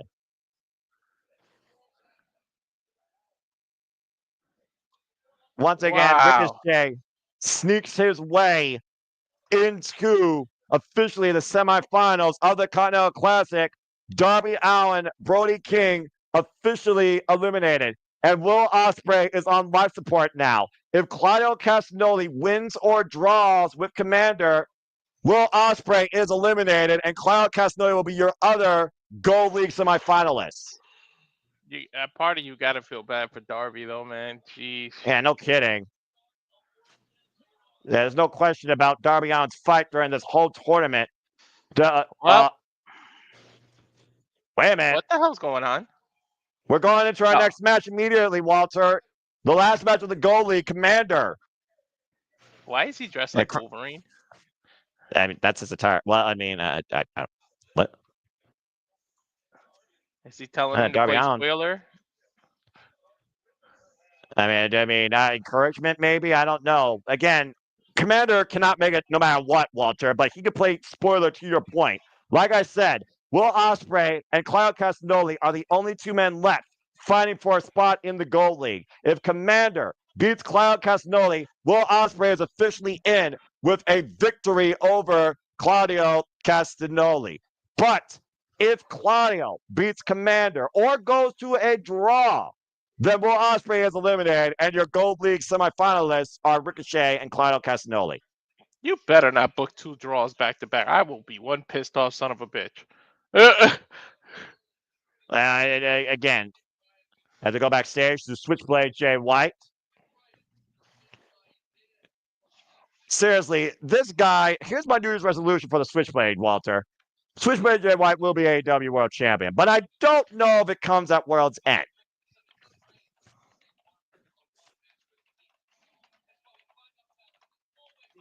I'll say, Switchblade Jay White has a one-on-one victory against Jon Moxley.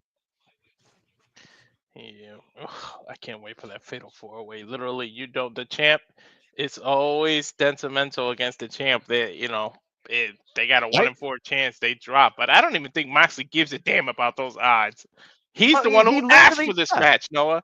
He literally asked for it. He said egos run AEW. He loves being the marked man. He believes that nobody else is focused, dedicated, hungry, determined enough to win, let alone hold this championship. The title we have not seen since he beat Bryan Danielson and stuffed it in a duffel bag, and I still think it's in that briefcase held by the possessor in the problem Rhea Shafir, handcuff on her wrist in a damn briefcase. But to your point, the hatred with him and Adam Page, Jay White, Orange Cassidy's vendetta. He doesn't care if he never becomes champion. He just wants to ensure Jon Moxley lose the championship. Him and Adam Page doesn't give a damn about anyone or anything but becoming the AEW World Champion. And Jon Moxley, he's the guy that has all the focus right now, while these three men button heads like bulls against one another.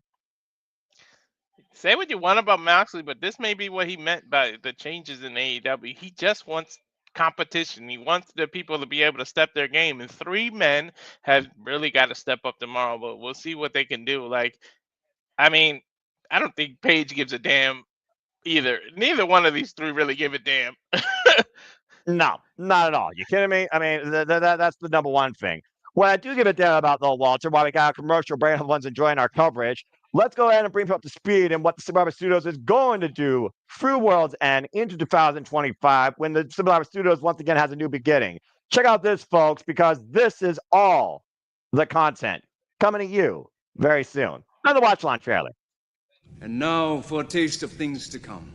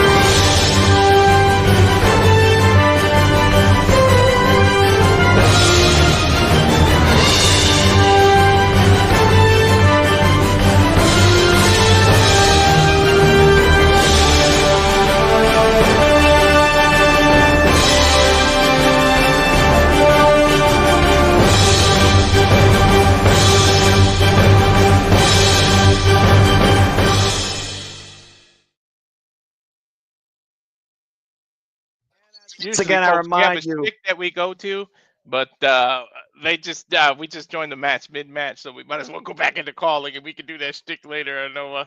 Fair enough.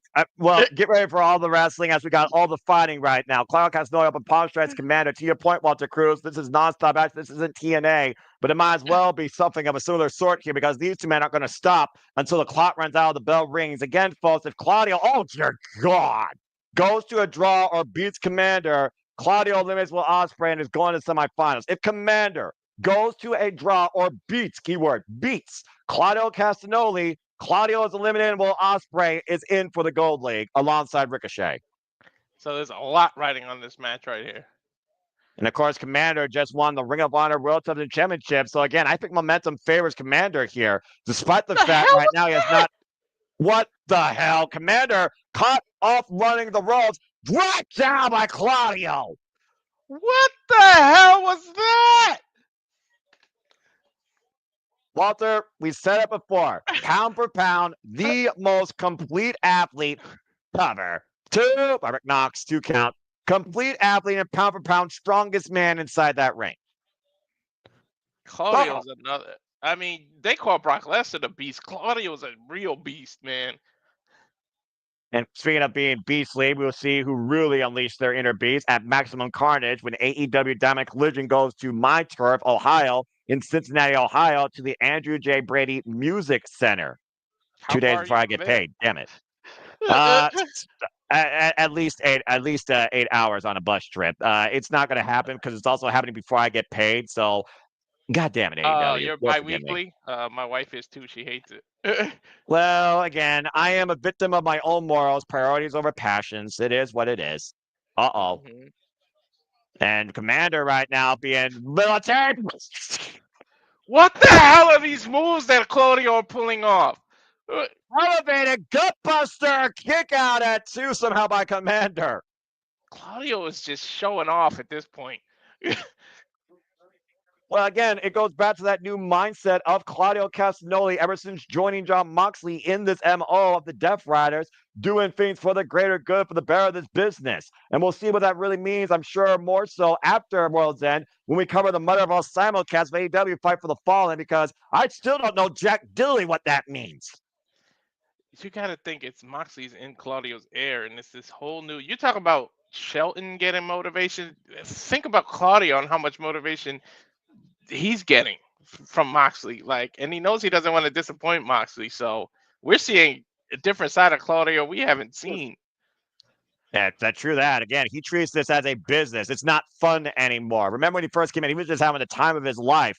Cover, hooked up our leg, up the double stomp, gets a 2 count, does Claudio. Ever since Claudio got this newfound mission statement, we've seen a different, more aggressive, focused side of Claudio Castagnoli. It's not even about titles with them anymore. It's just about putting wrestling business to the forefront. Well, you heard what Jon Moxley said about this canvas being the valley, and he's willing to die in that valley. Is anyone else willing to do that? And that's the challenge, to your point, that he's asking AEW to step up to. But he thinks no one in AEW can do that right now. And he very well might be right. Claudio catching Commander up and around, looking chair, looking for Poison Rana. Countered by Claudio. Alabama Slammer attempt. Commander still holding, though. And boom, man, sent up and over the floor. And somehow Claudio still holds Commander in the chair position and drops face first on the apron. Ow! Yeah, and to your point earlier, that's probably why we haven't seen the title. Because nobody gives, in this group, Moxley, Claudio, nobody gives a shit about titles. It's just all about proving why they're in this business and putting wrestling first, which is probably why we haven't seen the title. I mean, the jury is still out if we even know the title's in one piece in that briefcase, Walter. And right now, Commander kicking the hamstrings of Claudio Castagnoli, trying to tie up that leg again. And Commander springing up the ropes. And great athleticism. Hey, oh, he didn't get the Hurricane Rana, but he drove Claudio forward into the ring post, shoulder first. Now forward tagging still ring steps. I'm not sure if that's what he meant to do, but that might have been too much better of his benefit. I don't know. As strong as Claudio is, Commander's just as fast. That was ridiculous. Whoa. And to your point, Commander speed, avoiding a collision with Claudio Castagnoli as Claudio again goes in that compromised shoulder into the barricade. 3 constant attacks on that right shoulder right now at this match. And Komander, once again, Escalera off the top. Sort of a swanton to the outside. And look, he's trying to get feeling back in that arm. Look at Claudio. He can't feel that right arm. Exactly. A stinger effect. The salute, by the way, over the ring post to your point, diving on Claudio Castagnoli. Reminded people with his stick. If Claudio loses here, he's out, right? Threat. Pop up. Oh, plot the uppercut into a sleeper hold. Nice. He went for that pop-up European uppercut. And someone of submission he was looking for earlier. And figure out again the damage done to the shoulders as he's wrenching the neck right now, or attempting to. But again, like you said, Claudio is just so damn strong. Oh! Looking for that abdominal stretch and unable to fully execute it. Unable to lock the wrist. And Komander getting the boot up. Up and over. Claudio. Very face down. And Komander here with a huge opportunity once again going up to the high-risk district. Claudio in the dress. Uh-oh. Oh, no. And that will cut down any competitor, whether you're fast or strong. And Komander looking for his first 3 points and looking to play spoiler here. And Komander hoisted up again, up on the shoulder. And and nasty landing on the top rope. And Claudio, massive boot, driving Komander to the floor. To be honest, it's not about points for Komander. It's about pride at this point. Well, what's it about for Claudio at this point when it comes to that mission statement? Like, wait, hold on. Wait, that's Darby Allin's jacket. What the hell is he doing Darby Allin's jacket? I don't know. Is that what Darby Allin whispered to him? Oh, and look what Komander has in his hand. You talking about playing spoiler before, Walter. Paragraphs Knuckles will definitely do that. That's what he did, Claudio. Claudio might be out. Oh my God, Komander might actually do it, Noah. The Komander's up and Claudio's down. Claudio doesn't know what the hell he is. Walking Pun intended, he took command of this match. Star. 2. Get it. Komander did it. Hello? I guess Darby Allin had one last receipt for the Death Riders. Well, it's spoiled. Somebody played spoiler. Holy shit, he's got 3 points. Not that the points matter, but what matters is that Claudio is no longer part of this tournament. That's right. Komander, what hell of a weekend. He first wins the Ring of Honor. Uh-oh. Oh, no. Well, that celebration might be cut short. And now Darby, the Death Riders may be pissed off. Darby better take his ass back out here. Yeah, where's John Moxley to your point? Little Yuta, Pog, and Shafir and Claudio Castagnoli are isolating and assaulting Komander. Oh, no. Then Shafir with the chair. I still say Shafir is the most dangerous member of the Death Riders. Wait a second! Oh, we heard him earlier. Guns up!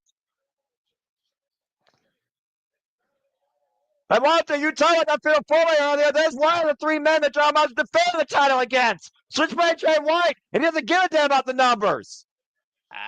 Well, wait! There's another person that's involved in that match. And Orange Cassidy right now getting the battle. The Death Riders dominating with Yuta. I think that was a plan, Noah. The distraction by Jay White.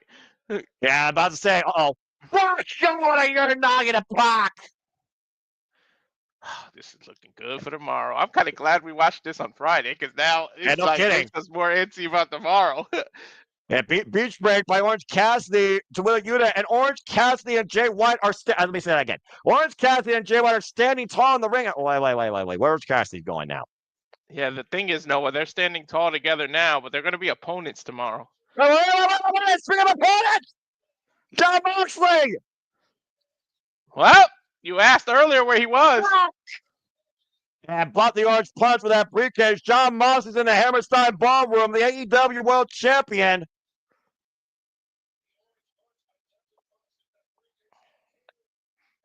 Oh, boy. Now Moxley's got a damn microphone, which is almost just as bad as having that briefcase in his hand. Yeah, ain't that the truth? And he's gotta be pissed off.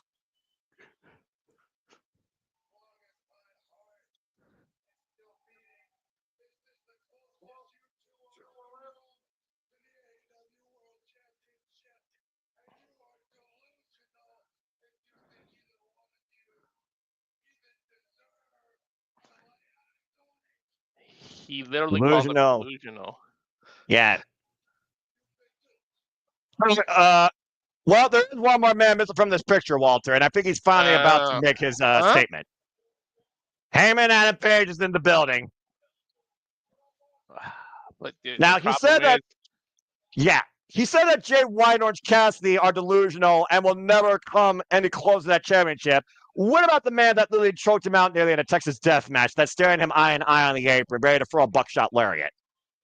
No, but the problem is that Moxley loves to fight, so you ain't gonna intimidate him. Are you sure about that? Because he's right now in the death triangle. This is the picture we're gonna see tomorrow night, Noah. Yeah, but are they going to fight each other? Or are they going to fight Jon Moxley? What's more important here? Personal agendas, egos, or the championship?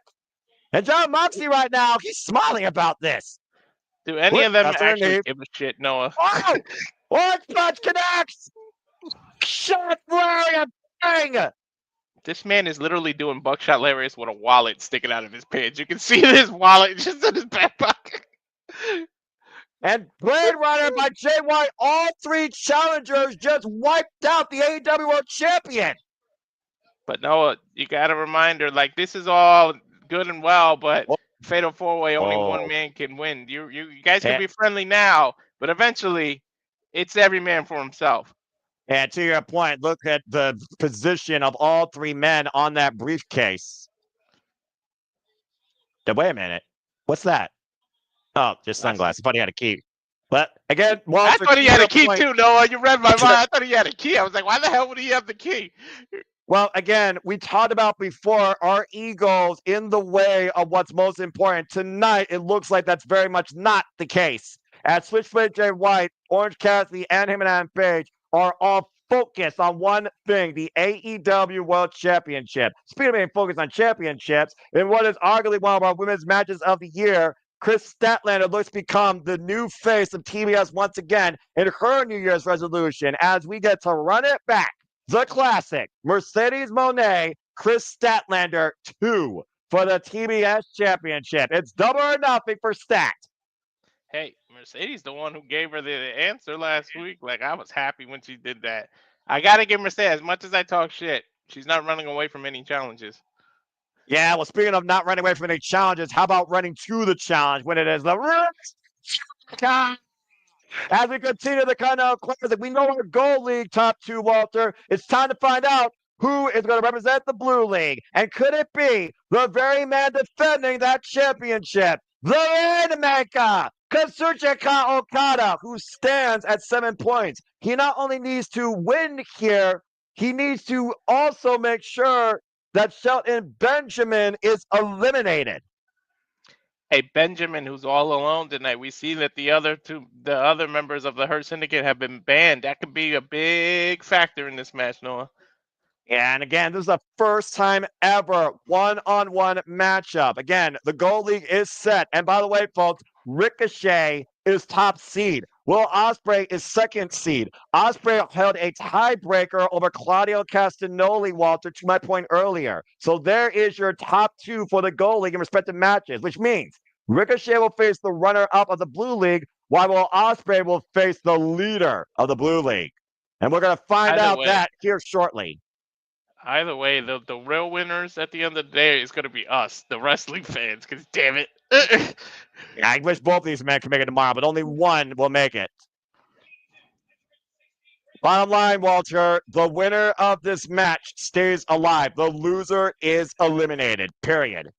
Damn, Benjamin weighs 263. I remember that man weighed 217 at one point, and then 248. Now 263. That man's been hitting that gym. You wonder if that extra muscle mass, though, played to his disadvantage when Daniel Garcia caught him with a jackknife. Again, we were shocked. You thought it was going to be an all-out technical battle. It got technical at the end, But Shelton Benjamin got caught. And bell rings are underway for this. Benjamin with the handout. Referee Bryce Rensburg for this contest. Is Okada going to shake it? Again, tread lightly. Looks like it. Again, massive respect for these two men, considering both men literally led their own ways for New Japan. Kazuchika Okada, arguably the face of New Japan for the last decade, 7-time IWGP World Heavyweight Champion, 4-time G1 Climax winner, Walter. Yep, Shelton Benjamin, amateur wrestling credentials, former Intercontinental champion, former United States champion, former tag team champion. He's just as decorated. He's just not recognized as much. Like, he's severely underrated, in my opinion. And again, we've seen the rebirth of Shelton Benjamin ever since the Hurt Syndicate was born and business picked up here in AEW thanks to MVP and the arrival of Bobby Lashley. And again, Kazuchika Okada is looking to surpass Mr. August, Masahiro Chono, with a win in this round-robin tournament. Not only that, not only is he so established, but mind you, Shelton's almost 50. Look at this. Look at this. And again, I don't understand how he found the fountain of youth, and I don't think I ever will. It's Okada up and against the ropes, and this is traditional Okada here. Are we going to get a clean break? Him and R-Truth drink from the same fountain. That's all I know. You know what? You very well might be right there. Clean break by Kazuchika Okada, asking Benjamin to be caught coming back in. Shelton Benjamin, former member of Suzuki-gun. Kazuchika Okada, the leader of Chaos. Oh, boy. Almost went for it. Now the hurtful. Counter. Both men look for the kill shot here. That's the clothesline. Arm drag takeover by Kazuchika Okada. The irony that he's the gold standard, but he's in the blue league is not lost on me, by the way. Well, I mean, the standard of excellence actually is what he's been christened by MVP, but he is up against arguably God, the Mountain, the Rainmaker, Kazuchika Okada. So I'm just saying. Kazuchika Okada, literally a legend in his mid-30s, by the way. You want to talk about age? Kazuchika Okada's not even 40 yet. Mm-hmm. Ooh. And Okada right now taking a reprieve approach. Smart strategy by the... Good. This is why I'm happy that the young fucks are gone for now, because you get to see the real Okada. He doesn't have to kiss their ass right now. He doesn't have to be an EVP right now. He's just himself, showing what people missed if they didn't watch New Japan. To be fair, he never was an EVP, and he always was Okada. He just was Okada now of an attitude. Yeah. That attitude just caught Benjamin in a DT on the floor. And by the way, Walter, you've never watched the G1 Climax before, have you? Yes. You've never watched the G1, right? So you have no idea the caliber of talent, nor the stress of the competition that Kazuchika Okada has faced and beaten over the years. Tetsuya Naito, Tomoyoshi Ii, Minoru Suzuki, Kota Ibushi, Switchblade Jay White, Taiji. Nice scoop slam there. Hiroki Goto, members of his own faction. The G1 Climax is the most battle-tested professional wrestling tournament in pro wrestling. What? Oh my God. Benjamin was just as quick as a cat right there. Cover two to your point. Unbelievable speed up lands in the bar 2 count. Okada did not see that coming, man. Yeah, but he sure as hell felt it. And this pinnacle Blue League match continues in Wrestling Client picture-in-picture. Fuck television. God damn, Shelton Benjamin. Dude, not only was he the athleticism, not only was he fast, he literally hopped from flat foot position to the top rope. And literally, he just walked up them like nothing. It's insane to his agility. I guarantee that man could jump over the hood of a car. You know what? You're probably right. Kota Ibushi has actually done that. And Kazuchika Okada right now in a vulnerable state on the outside of the ring. Keep in mind, count out actually does work in either man's favor here, Walter. Whoever loses here is eliminated. And Kazuchika Okada is defending champion. If Okada is eliminated, we are guaranteed a new Continental champion, no matter what. Big forearm. And right now, Shelton Benjamin just taking his time with the Rainmaker. Of course, Kazuchika Okada's greatest strength is not only his physical capability, it is his mentality. One of the strongest mental games ever. You could rattle Kazuchika Okada, but he always finds a way to reset himself and bounce back. There is no one else in this business like the Rainmaker. Driven towards the first of the barricade. To be fair, there's no one like Shelton Benjamin either, man. These two were just. This is why this is such an awesome matchup, to be honest. And again, And it's draw the means first time nothing. ever. Yeah, right? The funny thing is here, though, Walter, we consider both men here. The winner is eliminated. If it goes to a draw, then both men potentially could be eliminated. Holy hell. I didn't even think about that till you just said that. And both men literally, Shelton Benjamin mocking the Rainmaker. That did not work well. Actually, go to Kagi. Kazuchika Okada, who main evented Wrestle Kingdoms after Wrestle Kingdom. In fact, I think he main evented over 8 different Wrestle Kingdoms in this last decade alone as champion. That's saying right a now, lot. again, multiple time IWGP World Heavyweight Champion. He and Hiroshi Tanahashi and Kenny Omega define some of the greatest rivalries, and Will Ospreay, in New Japan Pro Wrestling modern history. And of course, we know that Will Ospreay, he has a lock in the semifinals. Keep in mind here, Walter, you were talking about Will Ospreay and Okada earlier. You very well have a real chance that that could happen if Okada wins here. Yeah, that's if. That's a pretty big if because he's got a tall order right now. Both these men, and it's pretty much even Steven. Every time one person has the momentum, we see a quick reversal, a spout of athleticism, and it's reversed, and then we just don't know who's in command of this match anymore. Like, here's the counterpoint you need to look out for. Okada's dropkick. If he hits that dropkick, Okada's in control. It's as simple as that. Big forearms again, though, by Shelton Benjamin, rocking the Rainmaker, and Okada refusing to go down. Okada, of course, trained by Ultimo Dragon down in Mexico, disciplined down there in Mexico before returning to New Japan Pro Wrestling as the Rainmaker to confront the ace of New Japan, Hiroshi Tanahashi. Irish whip off the ropes, picking up speed, and Okada once again picking up speed and drives his elbow for Benjamin. Running back elbow strike. Did I mention when I'm calling Kazuchika Okada matches, I'm probably at my most happy? Yeah, I noticed, Noah. Okada is one of my top 5 wrestlers of all time, with Gunther and Will Ospreay. I can't wait till we get to call a G1 Classic together. Like, Oh, you might be lit I like a welcome Christmas tree that. that day. Anything. And a cover, hook the far leg. It's a 2 counts. It'll be Christmas in the summer for you if we call that. I mean, I don't know if you're gonna be up every night like me because I don't know how insane you are, Walter. But if nothing else, I welcome the idea of you and I calling the G1 Climax Finals. I'm insane and I'm Tip used of to Benjamin. working overnight any damn way. Fair enough. I mean, considering we are talking about Pro Wrestling Noah, Stardom, Marigold, Wrestle Dynasty, and Wrestle Kingdom, and New Year's Dash all in the same week, it's a fair point. And Shelton Benjamin hooking up Okada here. Might be looking for a pile driver. Okada slipping out the back door. Waist lock. Oh, Benjamin trying to fight back. And again, escapes, picks the ankle. Ankle lock! And we talk about his amateur background, his accolades. Let's not forget who he was, of course, trained and endorsed by the man himself, Kurt Angle. And right now, Benjamin, though, is not grapevine that leg, though, but he is adding incredible torque on the ankle of Okada. Of course, Okada can't step forward for the Rainmaker. That neutralizes the impact of that move. Swing and a miss, and Okada might be looking for the money clip. Got the arm trap, got the head hook. And top wrist lock being applied here. And you see right now Benjamin trying to slip out. And you see the elbow, the way that's bent on top of Shelton Benjamin's head there, Walter. Literally, Shelton Benjamin's own body fighting against him. Yeah. Side headline now. He backs Okada into the corner. But look at the death grip Okada's got. That didn't even break the grip. Yeah. Well, it took 2 times, but he finally did. And again, like you said, it is literally a death grip. I thought Shelton Benjamin was going out for a second, honestly. And Okada has Benjamin hooked. Uh-oh. Oh, no. Oh, God. Big neck breaker over the knee.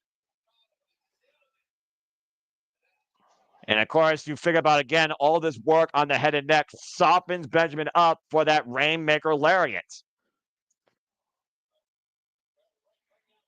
Yeah, right now, Okada firmly in control. Scoop slam and going back to the well. This is vintage Kazuchika Okada, as we all know what follows here, if you follow him as long as I have. And I'll follow this man since Wrestle Kingdom 8. Massive elbow drop. Only Okada can make a scoop slam look beautiful. Yeah, well, watch this. Hey, cameraman, get ready for my wide shot. Fuck you. Cheeky He's showing how bastard! we feel about commercials. Well, I mean, that's fair. He should be the new thing we've used for the freaking gift. German suplex being applied now by Kazuchika Okada, wearing down the standard of excellence. He had a straight jacket for a second, the way he held Shelton, but then he released Shelton's arm. And again, transition now to the waistlock, now just ripping off these German suplexes here. And again, Okada, he is a 63-minute man. He can go for days. We've seen this so many times, and we've seen him do up to 10 of these German suplexes without releasing it. There's the straight jacket again. That went for the Rainmaker. God. Sending Okada for the ride. High angle German suplex release. Shelton Benjamin showing Okada that he's not the only one that can do a suplex. Yeah, no kidding. And Okada right now, he's got it. Shelton's finisher at one point was a T-bone suplex, wasn't it? Yeah, it was. Now he has pay dirt, aka the hurt fall. And remember what MVP says. He and Bobby Lashley have been training Shelton Benjamin on his submission and power game. And we're seeing it here with these suplexes. Good grief. Suplex City, bitch. Now, how fitting, considering he literally has the same class as Brock Lesnar from Ohio Valley Wrestling. Exactly. Again, all-time collegiate athlete. To your point. Not Also only that, but he's a Minnesota Gopher along with Brock Lesnar. Yep. And Shelton Benjamin, knee strike in the corner. Right down the middle. Shelton Benjamin should not be moving this well at the age. Speaking of T-bone suplex, I think that's what he was just going to go for. Whoa! About to say, almost got caught by his own device. Big boot, though. Rock to Benjamin, but look at Okada immediately went down to a knee. Yeah, uh-oh. And Benjamin just staring Okada down. And at this point, Benjamin right now is in the driver's seat. Uh-oh. Drop kick! I think Benjamin only got a little bit of it, though. And Okada, once again, wrist control rig. Oh! Show with the flatliner. Cover. Kick out at 2.5. The hell of a counter right there, Walter. Yeah, I'm just amazed by this match. I could tell you're literally almost like a disciplined Japanese fan, and I admire that. But I will tell you this, Walter. Tokyo Dome, Ryogoku Sumo Hall, Corrigan Hall, the audience brings the best out of the competitors. Hammerstein Bond trying to do the same. Okada to Okada is in the semifinals. Dude, he hit that Rainmaker out of freaking nowhere. Just like that, Walter. Just like that. The constant work on the head and neck. He only needed one moment. He found it and he dished it. The same layer that has broke through baseball bats has punched the defending champion into the semifinals. Kazuchika Okada is in the semifinals of the Continental Classic. And there you see the leaderboard. He will have second place no matter what. If Kyle Fletcher or Darren Garcia wins. But Kazuchika Okada leads the block and closes it out at 10, while Shelton Benjamin is eliminated at 6. Okada's the only one literally that's at 10 out of everyone in the entire tournament. And Benjamin, though, with the hand shook out. And, wow. Hey, you gotta respect that. But I mean, you gotta respect that. Considering these guys got roots in New Japan, that was a damn good pure wrestling match. Look what he's doing now. Look what he's doing now. Fuck you. Let's go backstage for David Kick. Merry Christmas. Whose house? I mean, he's already punked out Trevor, so I wonder what's on Swerve Strickland's mind. I don't know. Renee's dress looks like she's wrapped in present and like wrapped. I love her dress. Yeah. As usual, remarkable. Whose house? John Moxley's a lucky son of a bitch. People know whose house this is. Damn, Shelton Benjamin. I mean, just main evented, basically. I mean, hell, I saw Shelton Benjamin main event with George Strickland at Friday Night Dynamite, remember? Yeah. He is a main event player. Mm-hmm. But so is Swerve. I mean, he proved that being AEW World Champion. Mm-hmm. We'll see. He's trying to rebound in 2025, he's telling Renee, but he's interrupted by none other than Ricochet. Trevor, but yes, I agree.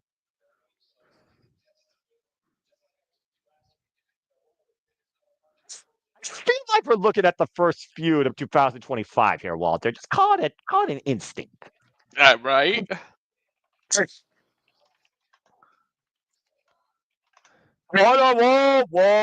Whoa.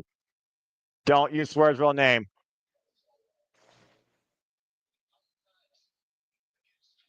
It's not rooting against him. Rooting against you. And Swerve wants AEW to succeed, as do I. Don't blow So it, he told Ricochet. Yeah. I'm going to embarrass you.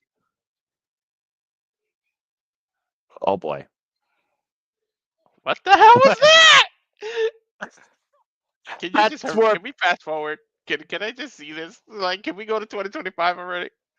All right, that's Swerve just punked Ricochet one last time. Well, clearly Swerve Strickland has New Year's resolutions to even make 2025 a bigger bounce back comeback than LeBron James on the freaking Cavaliers. So we'll see what happens, and we'll see if Ricochet blows it like the freaking team last year against freaking whatever won the Super Bowl. That being said, again, folks, stay tuned. We'll be covering the Super Bowl as well next year, courtesy of our own Stat Boy Mikey, as well as, of course, you can follow the Stat Boy Sports Ball for all your takes outside of wrestling in all forms of sports, collegiate sports, and combat sports. Please follow the barkeeps, of course, Stat Boy Mikey, and of course, Dory Lou, our lovely barkeeps. Of course, stay tuned for Walter as he leads UFC, or tries to, James, leads UFC commentary, of course. Always a pleasure to call and get his techniques. They got Taz, I got Walter. I feel good here. And of course, I will always be here to engage you guys across all things wrestling, wherever my voice is needed or is appointed to by Walter or JJ at this point.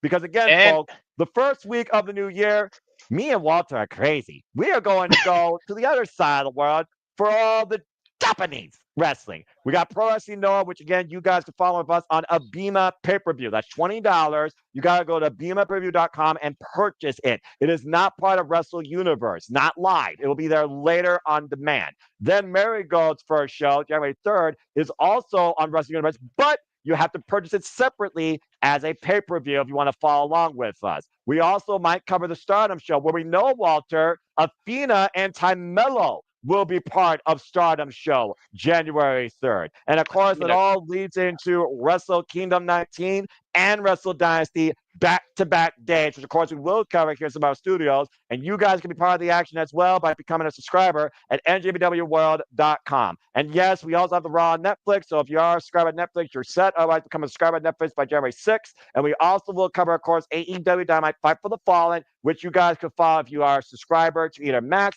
or you also have TBS in the mother of all simulcasts. And that, of course, culminates in January 7th for New Year's Evil, which I believe will be on the CW or Netflix. I'm not sure yet. We got to figure that out. But that's everything we're covering in the first 7 days of the new year. Talk about the wrestling. Talk about starting 2025 off with a bang. Yeah, right. Speaking of that, what is it? Spell that? Amoeba pay-per-view? I'm just going to buy the damn pay-per-view now to get it over with.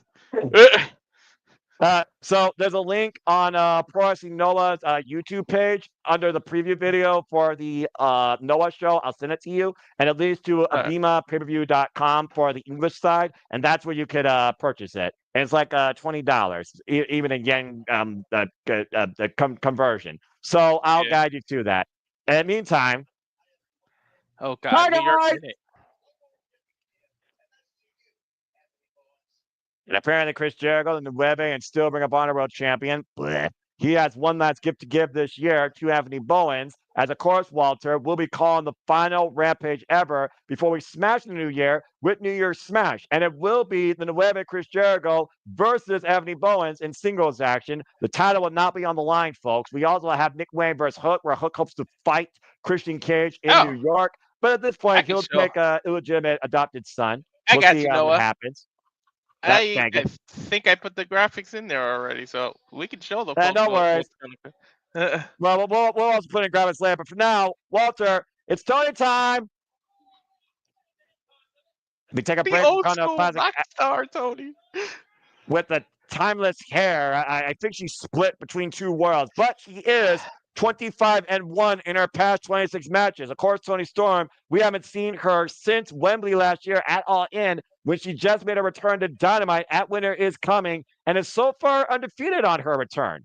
But it doesn't seem to remember anything from her past regarding All Elite Wrestling. Yeah, she suddenly developed amnesia. Or a crisis in confidence, or a midlife crisis, you be the judge.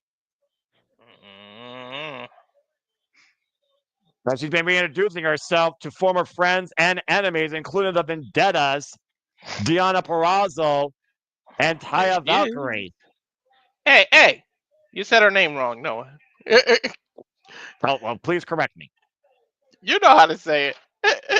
Now we're Loca, Taya Valkyrie, of course, assigned by the Virtuosa. Deonna Purrazzo, the boss of the Vendetta, where a code of respect will be beaten into you senseless. I love this. I love the fact that Deonna Purrazzo has been turned into a godfather. And of course, we saw the fallout with Deonna Purrazzo and Toni Storm in a different era last year at this year at Revolution for the AEW Women's World Championship. Is that a microphone inside of Tony's face? I don't know, but there have been 2 previous meetings, by the way, Walter, with Toni Storm and Taya Valkyrie, and Tony's won both of them. Different version of herself, but yeah. Well, yeah, if you want to be that technical. The palm strike.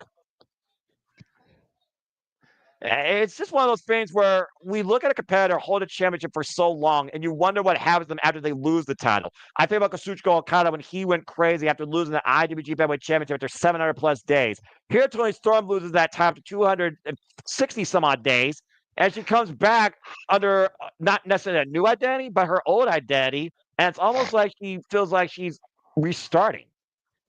It's almost like Back to the Future. She just reverted back to herself and doesn't recognize the rest of her. Yeah, shout out to Jeff motherfucking Meacham, by the way. Running elbow strike in the corner. And please stay tuned, folks, for the New Year's Eve Spectacular, courtesy of the Super Marvel Studios, as well as the Greg Cherry brand with the Greg Cherry Show, as we'll bring in the new year with back-to-back specials before starting a week of wrestling, and Taya Valkyrie giving a face full to Toni Storm, quite literally. You could talk about Valkyrie's history, too. New Japan and ROH. She was in NXT for a hiccup, but got released during the pandemic. I don't want to remember that time, but I mean, she went under a different name. But I mean, she's been around the block too. Well, I mean, yeah. To your point, former AAA Reina de Reinas champion. In fact, she beat Deonna Purrazzo for that title. Former, I still believe, record-standing Impact Knockouts World Champion. The longest reign with that title. I think she still holds that record. Yeah. Yeah, just barely, though. Deonna Purrazzo came super close. And speaking of Deonna, there you see grabbing the ankle. And again, outside referee's vision, Taya Valkyrie. Oh, with the leg, picks the ankle and drives Toni Storm. Oh, that hurts women as well, people. Women are, so you know, are sensitive down the... But anyway, that's a whole different conversation. And that was a professor of wrestling, but this is an anatomy class, but it hurts a female too. Look, genitalia is just as important as body anatomy when it comes to professional wrestling, because if your genitalia is not in order, you can't function. And I'm just going to leave it at that. This has been your simple lesson, courtesy of the Simple Man. Thank you. That being said, can Toni Storm bounce back? Stay tuned, Wrestle Picture Fuck Television, as she grabs that hamstring, damage done to the left leg. And I am not a doctor. I am not a lawyer. I'm not even a registered commentator. I am just a simple man, a lifelong fan of professional wrestling. Please don't judge me. But the things I learn sometimes and then deal with you guys, though, I wonder how I still protect my mentality. Massive suplex on the floor by Taya Valkyrie. And of course, after this, Walter, there's only one match left, and that will determine the other representative for the Blue League. It will either be Kyle Fletcher or Dale Garcia. And right now, Taya Valkyrie isolating Toni Storm in the corner, just driving that boot down. And of course, Taya Valkyrie, like you said, but for those that don't know Toni Storm's longer run history, one of the most notorious independent wrestlers out of Australia, former World of Stardom and SWA record-holding champion, and of course, to your point, in a different era, a record 3-time AEW Women's World Champion. Yeah, again, if you don't know, she comes from that Same league where they discovered what's her name from NXT. Why am I drawing a blank? I'm about to say, I'm not sure what you mean there, but I do from NXT. She was, of course, also an NXT UK Women's Champion. Mm-hmm. That was And my God. It'll come to me. I know, Will. I mean, but to your point, she was discovered by WWE during the Mae Young Classic, if that's what you're referring Mhm. to, of course. Yeah, there we go. The Mae Young. Yeah. Yeah, the Mae Young Classic. I got you. And right now, Taya Valkyrie dissecting the legs of Toni Storm. Vicious modified ankle lock here of sorts, or a heel hook, driving her elbow into the spine, the upper vertebrae of Toni Storm. It's a nasty submission hold right here, Walter. Yeah. Like literally her leg, her hamstring, her knee, everything is just being compromised right now. Ankle. And again, in front of Deonna Purrazzo, mental warfare at hand if Deonna, of course, stands between Toni Storm and the ropes. And Charles, good to see you here. And again, folks, thank you all for tuning into this special coverage of AEW Dynamite here on this Friday night, the last Friday of this year before we head to World's End and a new beginning of Rise. Modified Crucifix set to count as we are back here as Toni Storm almost sneaked it. Almost took the victory there. Again, all it takes is 3 seconds. Taya Valkyrie, they're able to escape, and Toni Storm are now trying to mount a comeback. Vicious forearms being exchanged here by both these women. And of course, the count to the World's End will be happening literally after Rampage tonight. Yeah. Up and around in the ropes. Ooh. One. And Valkyrie, though. Damn it, they switched camera angles. That was bad for me. What? Up kick, though, as Taya Valkyrie pushing the corner. Box the boot. Oh! Has a knee strike. And Taya, once again, there's a little bit of a miscommunication there. Whoa! Nice misdirection. Clothesline taking down Toni Storm. And Taya Valkyrie is in the driver's seat of this match. And appreciate you, Charles. Again, we cover all things wrestling, even if they aren't live. And once again, shutting down Toni Storm. And once again, trapping the legs, like a modified figure 4 position here, or maybe looking for Yeah, a thanks, pendulum Charles. lock. What I And look at appreciate is that Deonna. Charles jumps on my channel a lot to watch, and I really appreciate that. Yeah, definitely. Charles is an MVP, like Dominguez is, and Daniel and Matt. Good people. Whoa, that was a messy Lufez press, but Toni Storm did take Taya down and just raining down shots here on La Wea Loca. Might be a whole different form of crazy here tonight. And God, hip attack in the corner. And hooking up Taya Valkyrie. Kenji hoists her up for the Storm Zero. Taya, though, creating leverage.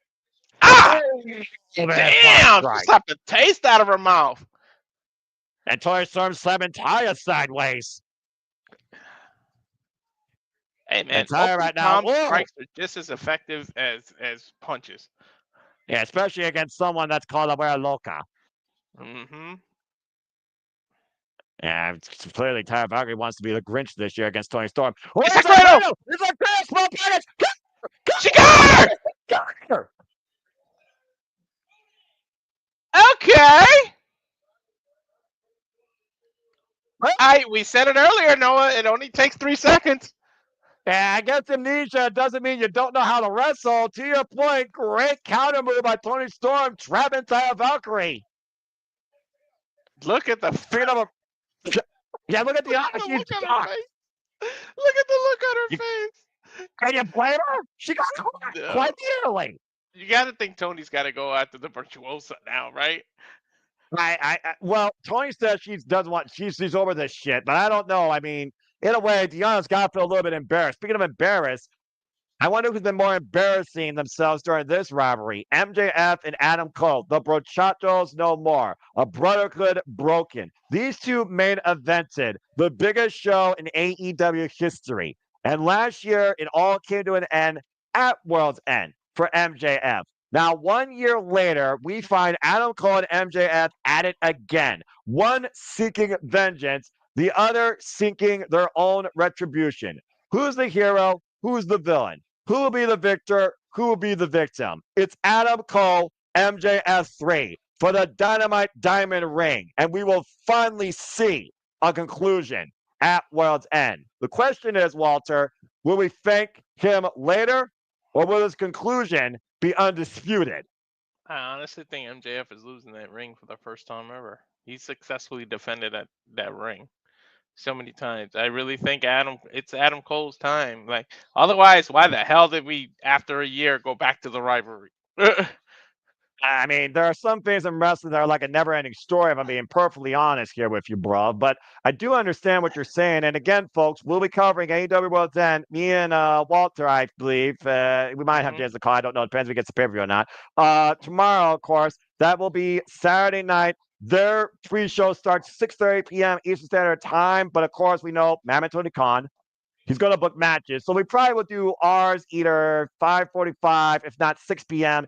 Eastern Standard Time tomorrow night. So please stay tuned for our coverage of the final pay-per-view of AEW's Counter Year and the conclusion of the All Elite League for those that are participating, AEW Worlds. And before we bid you adieu with the last Saturday shenanigans, before we welcome in the new year, coast to coast, before covering Pro Wrestling Noah. That's all I can hear at the Simple Hour Studios, literally within the next few days, as we are on the final countdown. And yes, I have already listened to that song verbatim so far. Well, Walter, again, a very unique match there. Taya got caught with her. She just got caught, period. Like I You were said, gonna all say it with her takes is 3 pants down, seconds. and then you thought about it. Well, I mean, proverbially, pants were down because, again, Yeah, Taya, she got rolled up. It's like Cradle, small package. we But mean that in the figure of speech, not literally. exactly. I don't know what you're trying to imply. But of course, speaking No, of because things, I know that's what you meant, but then you thought better of it. It's just hilarious to me. because I know the people that I'm around, and I know the chat sometimes have their heads in a Don't different worry, I'm boo behaving. boo boo boo boo.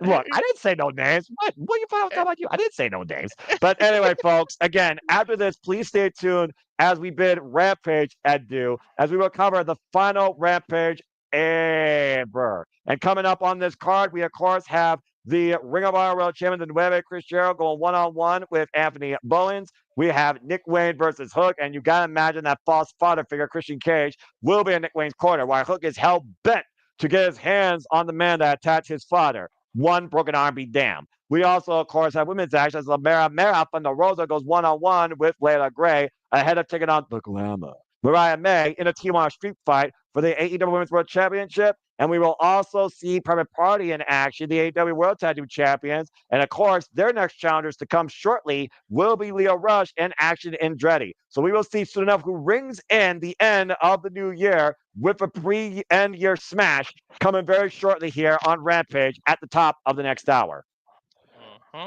Can't wait for it even. And we don't know who we got on that call because everybody who's part of Simply Reliable Studio was invited. So we'll see. And we go Speaking of backstage things to Adam ending, Page here. yeah. And Renee trying to get. Oh, hold on.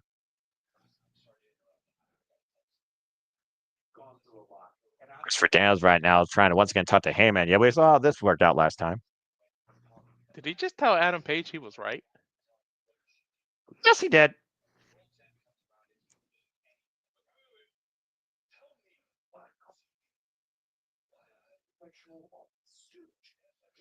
Damn. I almost thought he was gonna say, "Tell me you didn't just say that." Like, hey, did you just steal Booker T's part?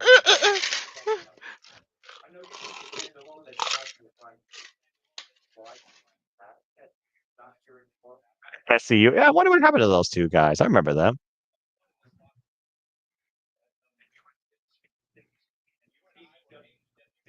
That's very fair. Shout out to Mega Wrestling, JJ Williams, and we will of course see him on the call to your point, Walter, for that Rampage here once we're done with this. Interesting words by Christopher Daniels, who really has been supporting him and Adam Page's pursuit, it feels like, for the AEW World Championship. But speaking of I pursuit, noticed it's that. time to find What is out up with that? who would. Yeah, I don't know.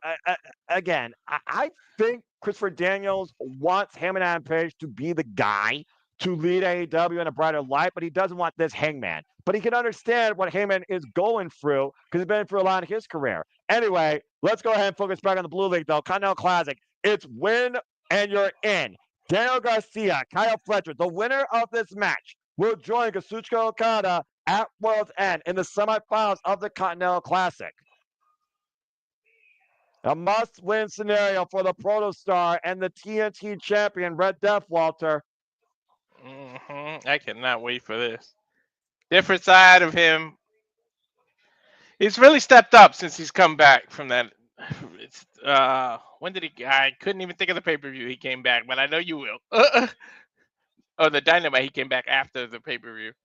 Yeah, I remember the last time we saw him on pay-per-view prior to the actual pay-per-view win, he got dropped MJF on his head at AEW All Out, and he beat Scapegoat Jack Perry for the TNT Championship at Full Gear. But the Protostar Kyle Fletcher also had the biggest win of his career at Full Gear against Will Ospreay. And Kyle Fletcher right now comes in here at 9 points. But again, due to that loss to Mark Briscoe, it is win and you're in, lose and you're done. It is a must-win situation for Daniel Garcia and the Protostar. Imagine this is at a time they're both gone. Now you gotta consider tiebreakers there. Kazuchika Okada went to a tie against Daniel Garcia. Kyle Fletcher beat Kazuchika Okada. That's right. Shit. And Kyle Fletcher right now in the best shape of his career and honestly on his breakout year here. Imagine culminating that with a win in the Continental Classic. Hey, man. Bell Ever since he Ranger cut his hair, he's been a whole different Kyle Fletcher. Well, he said that he's not Will Ospreay. He's nothing like him. He wants to die a king, a Protostar reborn, former Ring of Honor World Television Champion. And by the way, Walter, this is a first-time ever matchup. Referee Albie Evans for this contest, by the way. A night full of first time ever. And here we go. Main event. Kyle Fletcher and Daniel Garcia. A lot on the line in the Blue League here. We're going to find out what's going to happen tomorrow based on this match here. Yeah, you're telling me. And again, Kazuchika Okada, he ended at 10 points. The winner of this match, if it's Kyle Fletcher, he will lead the block, which means he will be the top seed. And you know what that means, Walter? If Kyle Fletcher wins, he faces Will Ospreay in the semifinals. Whatever. Wait, he gets 12 if he wins here, right? He leads the whole block? Correct. He leads the block. He leads the Blue League. Come on, Garcia. Abandon that dancing stuff. Go back. Again, Garcia is still going to stay true to his roots. He's been ruining audiences ever since being part of AEW. But he's also reminded himself what it means to be here, signing on the dotted line like Dustin Rhodes. Congratulations to the Natural as well. He knows when to focus, though. I'll give Garcia that. But to be fair, we've seen a lot more focus out of Kyle Fletcher. He has literally employed a lot of what Don Callis has been looking for in his new reignited family. Evil tactics, must-win situations. To hell with the audience. And you look at the Don Callis family right now. Kazuchika Okada, AEW National Champion. The Protostar Kyle Fletcher with wins over Will Ospreay and Kazuchika Okada. Kyle Fletcher beat Kazuchika Okada faster than Will Ospreay ever did. And up and over, Wastelock, Okada roll. Go ahead. Literally, sometimes you are a great superstar. You're up there, and you just need that that little boost of confidence, just someone to be there. And he's been that for Kyle Fletcher. Don has been that, and now we've seen a whole different side of it. Yeah, and to be fair, like you said, we've seen a different side of Daniel Garcia, never back down side, bringing the fight of his life. Aubrey Everett, though, forcing the clean break. Again, to your point, draw means nothing. This is a must-win or go home for either men here. A draw will lead to tiebreaker scenarios and a whole different problem for Tony Khan. And Daniel Garcia mounting. Covering up. Yeah. Whoa, no, ooey. Oh, whoa, did you see Garcia's neck hit that turnbuckle? Yeah, I'm glad his head didn't hit the apron. That was a nasty tumble to the floor. I think he landed on his coccyx on the way down on the apron as well. I don't know. He grabbed his leg. For a damn commercial. Don Callis not even present in the Hammerstein Ballroom, by the way. Apparently shows the amount of trust he has in Kyle Fletcher. Just weird, because he usually joins us unwelcomely on the commentary table. Yeah, exactly. Now, Daniel Garcia mounting Kyle Fletcher up against the barricade, just teeing off against the Protostar. But again, Kyle Fletcher hoisting up Garcia. Uh-oh. And Garcia. Uh-oh. Bomb. Oh! A brutal powerbomb against the apron. What do we always say about the apron, Noah? The hardest part of the ring where still wins every time. Who will win this match and punch their ticket to the Blue League semifinals? Stay tuned, Restaurant Quality. Picture in picture, fuck television. That's your neck. That's your shoulder blades. That's Yeah, I'm about to say that was high angle in between the shoulder blades, to your point, Walter. There's nothing nice about that. That's like your whole body shutting down you on impact. Oh my god. And Not again, only Kyle that, Fletcher. you know it can move, travel down your spine, any impact.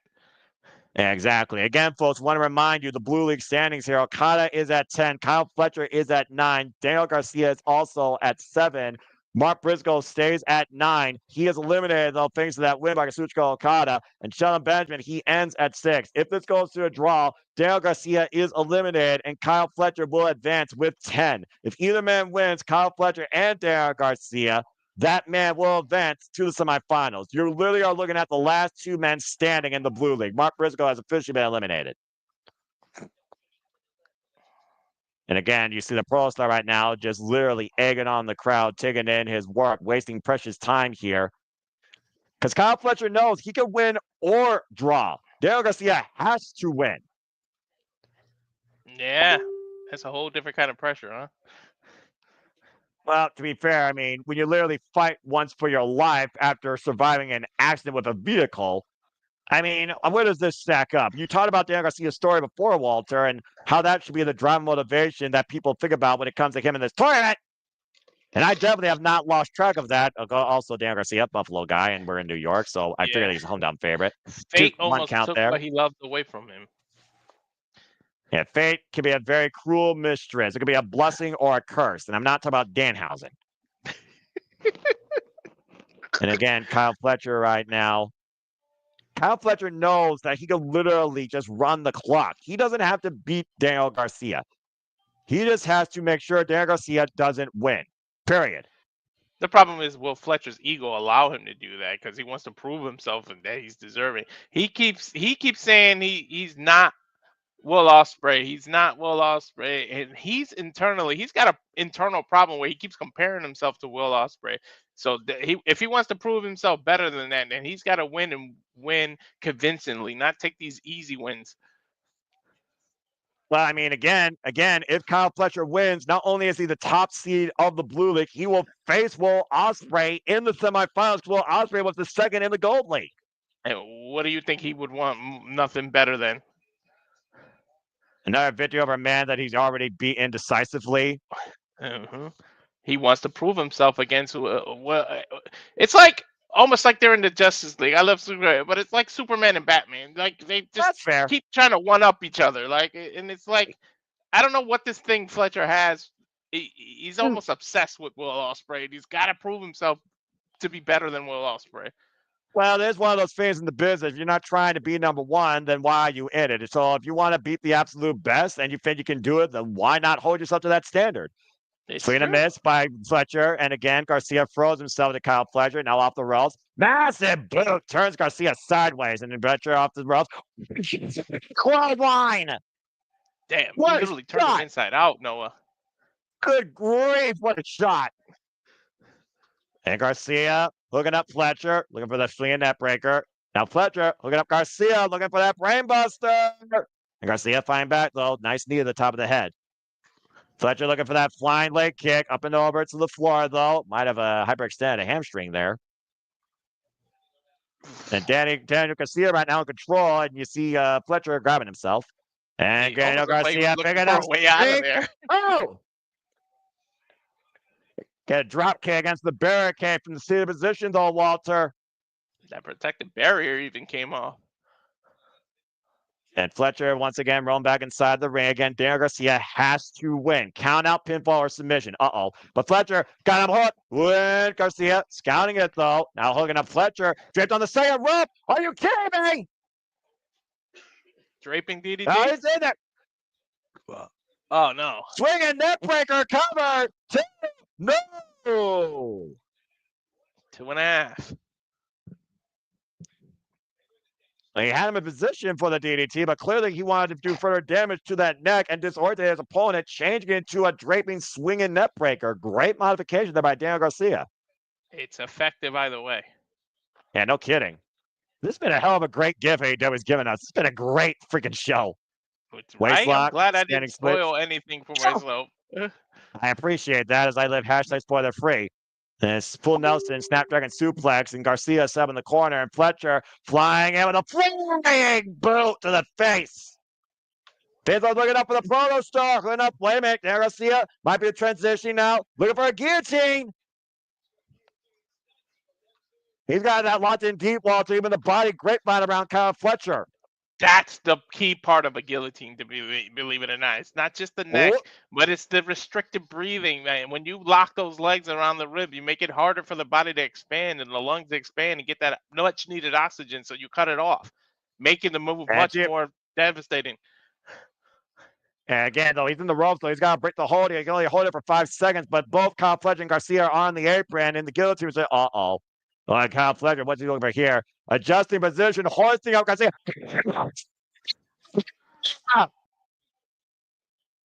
That's it. That's it. That is freaking it. That's gotta be it. And hoisting him up. Oh, well, oh no. What is he doing? Fletcher. Let's run. Ah! It is no. That was an emphatic power bomb. Like he put some oomph in that. Almost like a last ride, Noah. Yeah, it's called it's a Liger bomb is what it is, okay? An homage to an all-time great, and it still wasn't enough to put down Red Death. Again, I keep saying it, and I'll say it to the cow come home. You can't measure heart. And you're not wrong there. And Fletcher scouting Garcia again. Garcia, though, double leg trip. Might be looking for that submission hold. Can he turn him over the Boston Crab? Nope, stepping through. Might be looking. Whoa, whoa, whoa. Watch out, Aubrey. Woo-wee.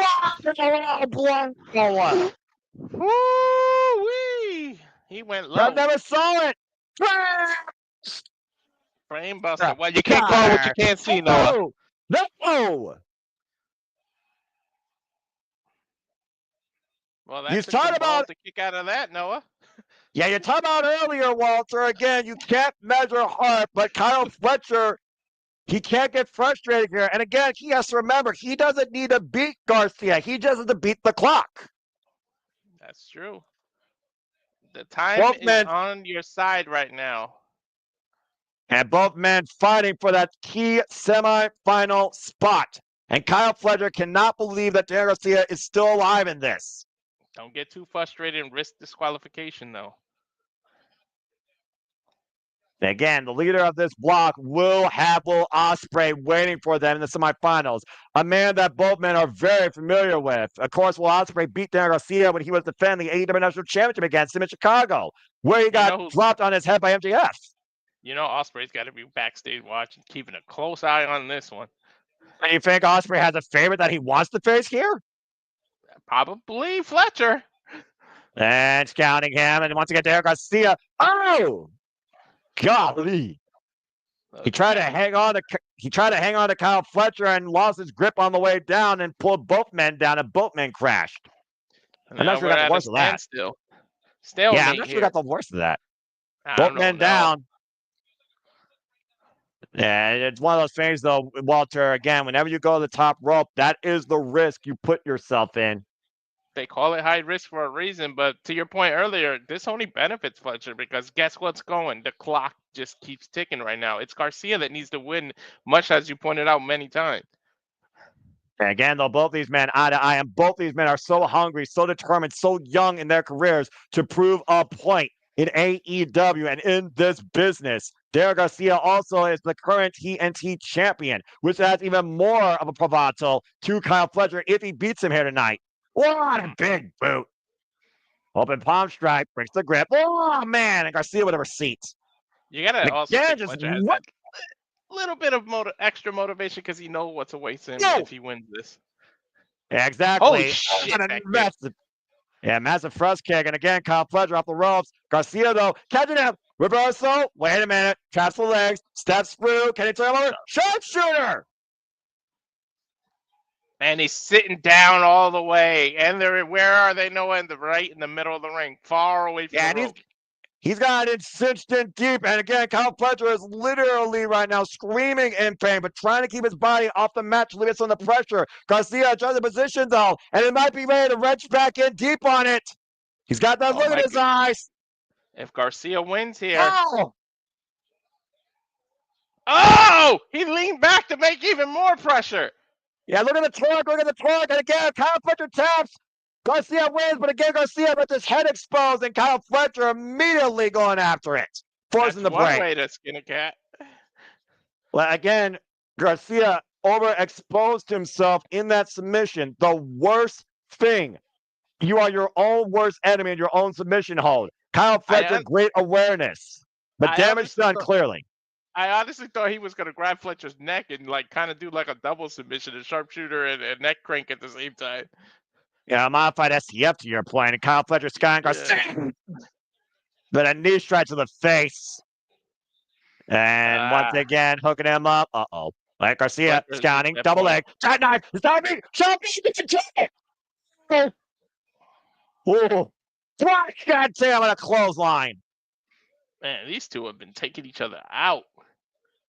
And again, Fletcher with that flying kick in the corner. And again, looks like he's going back for a second one and hits it. Plus a second flying kick. And to your point, though, sense of urgency here by Kyle Fletcher hooking up Daniel Garcia. Oh, dear God. Uh-oh. Word! Wait. Oh, I thought Garcia was trying to reverse it and hang on to him. Garcia's got to be out. Kyle Fletcher wins. That was a modified brainbuster on the top turnbuckle. There is no way Red Death was kicking out. Kyle Fletcher is the block leader for the Blue League and has punched his ticket to the semifinals, which officially means, Walter, we have our semifinals set for World's End. It will be Will Ospreay versus Kyle Fletcher and Ricochet versus Kazuchika Okada. You know what? I called the wrong thing. I said those two were meet, but I said the finals, but I still get what I wanted. It just didn't get it in the round I wanted it. I don't give a shit. I get to call this. Oh, man.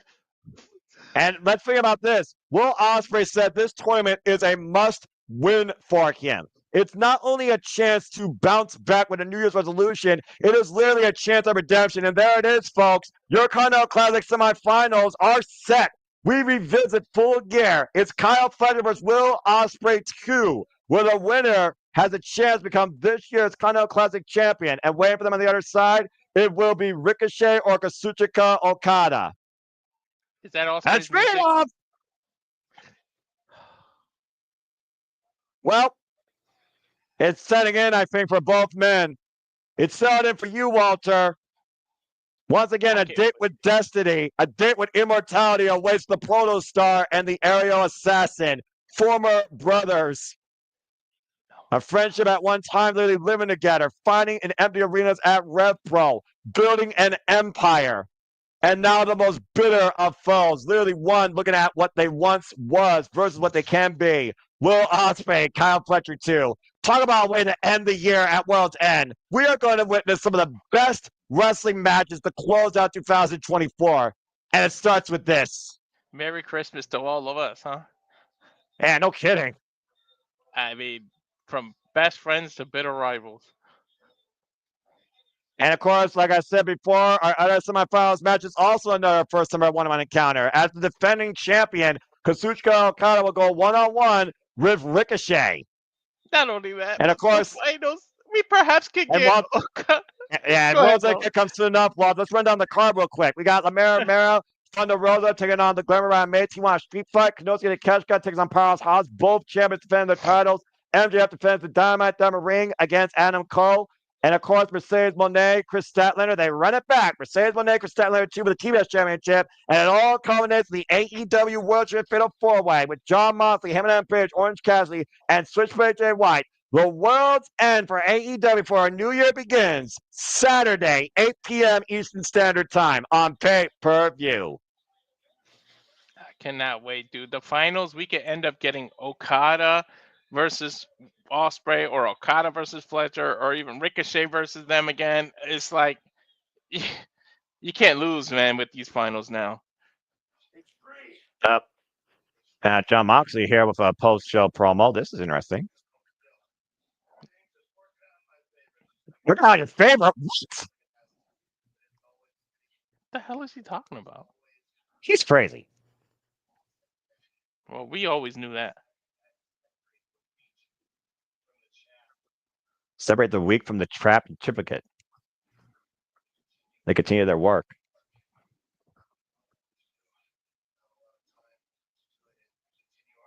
Continue their crusade against ego, against delusion.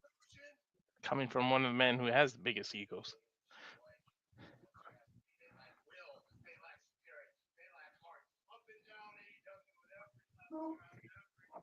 He just literally Nobody said the wants roster it. lack heart. Well, I mean, again, how far do you define how much you want it versus John Moxley, who's now a record-time 4AW World Champion? I don't even think it's more about the point. I don't even think Moxley cares if he loses. I'm telling you, he's just trying to make a point. But if he loses, then his crusade will be all for naught. Mm-hmm. Not if he brought out the best in other people, which is what he's been trying to do, right? Well, I mean, depends on again, he loves perspective, I playing guess. back against the wall. Yeah, I mean, literally.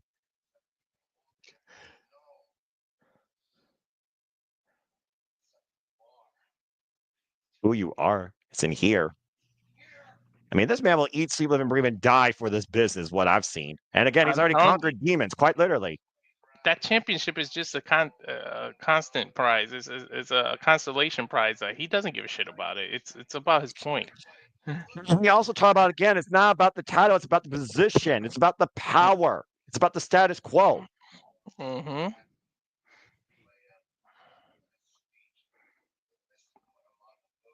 When they speak, they listen. When I'm in the mood, they get the hell out of the way.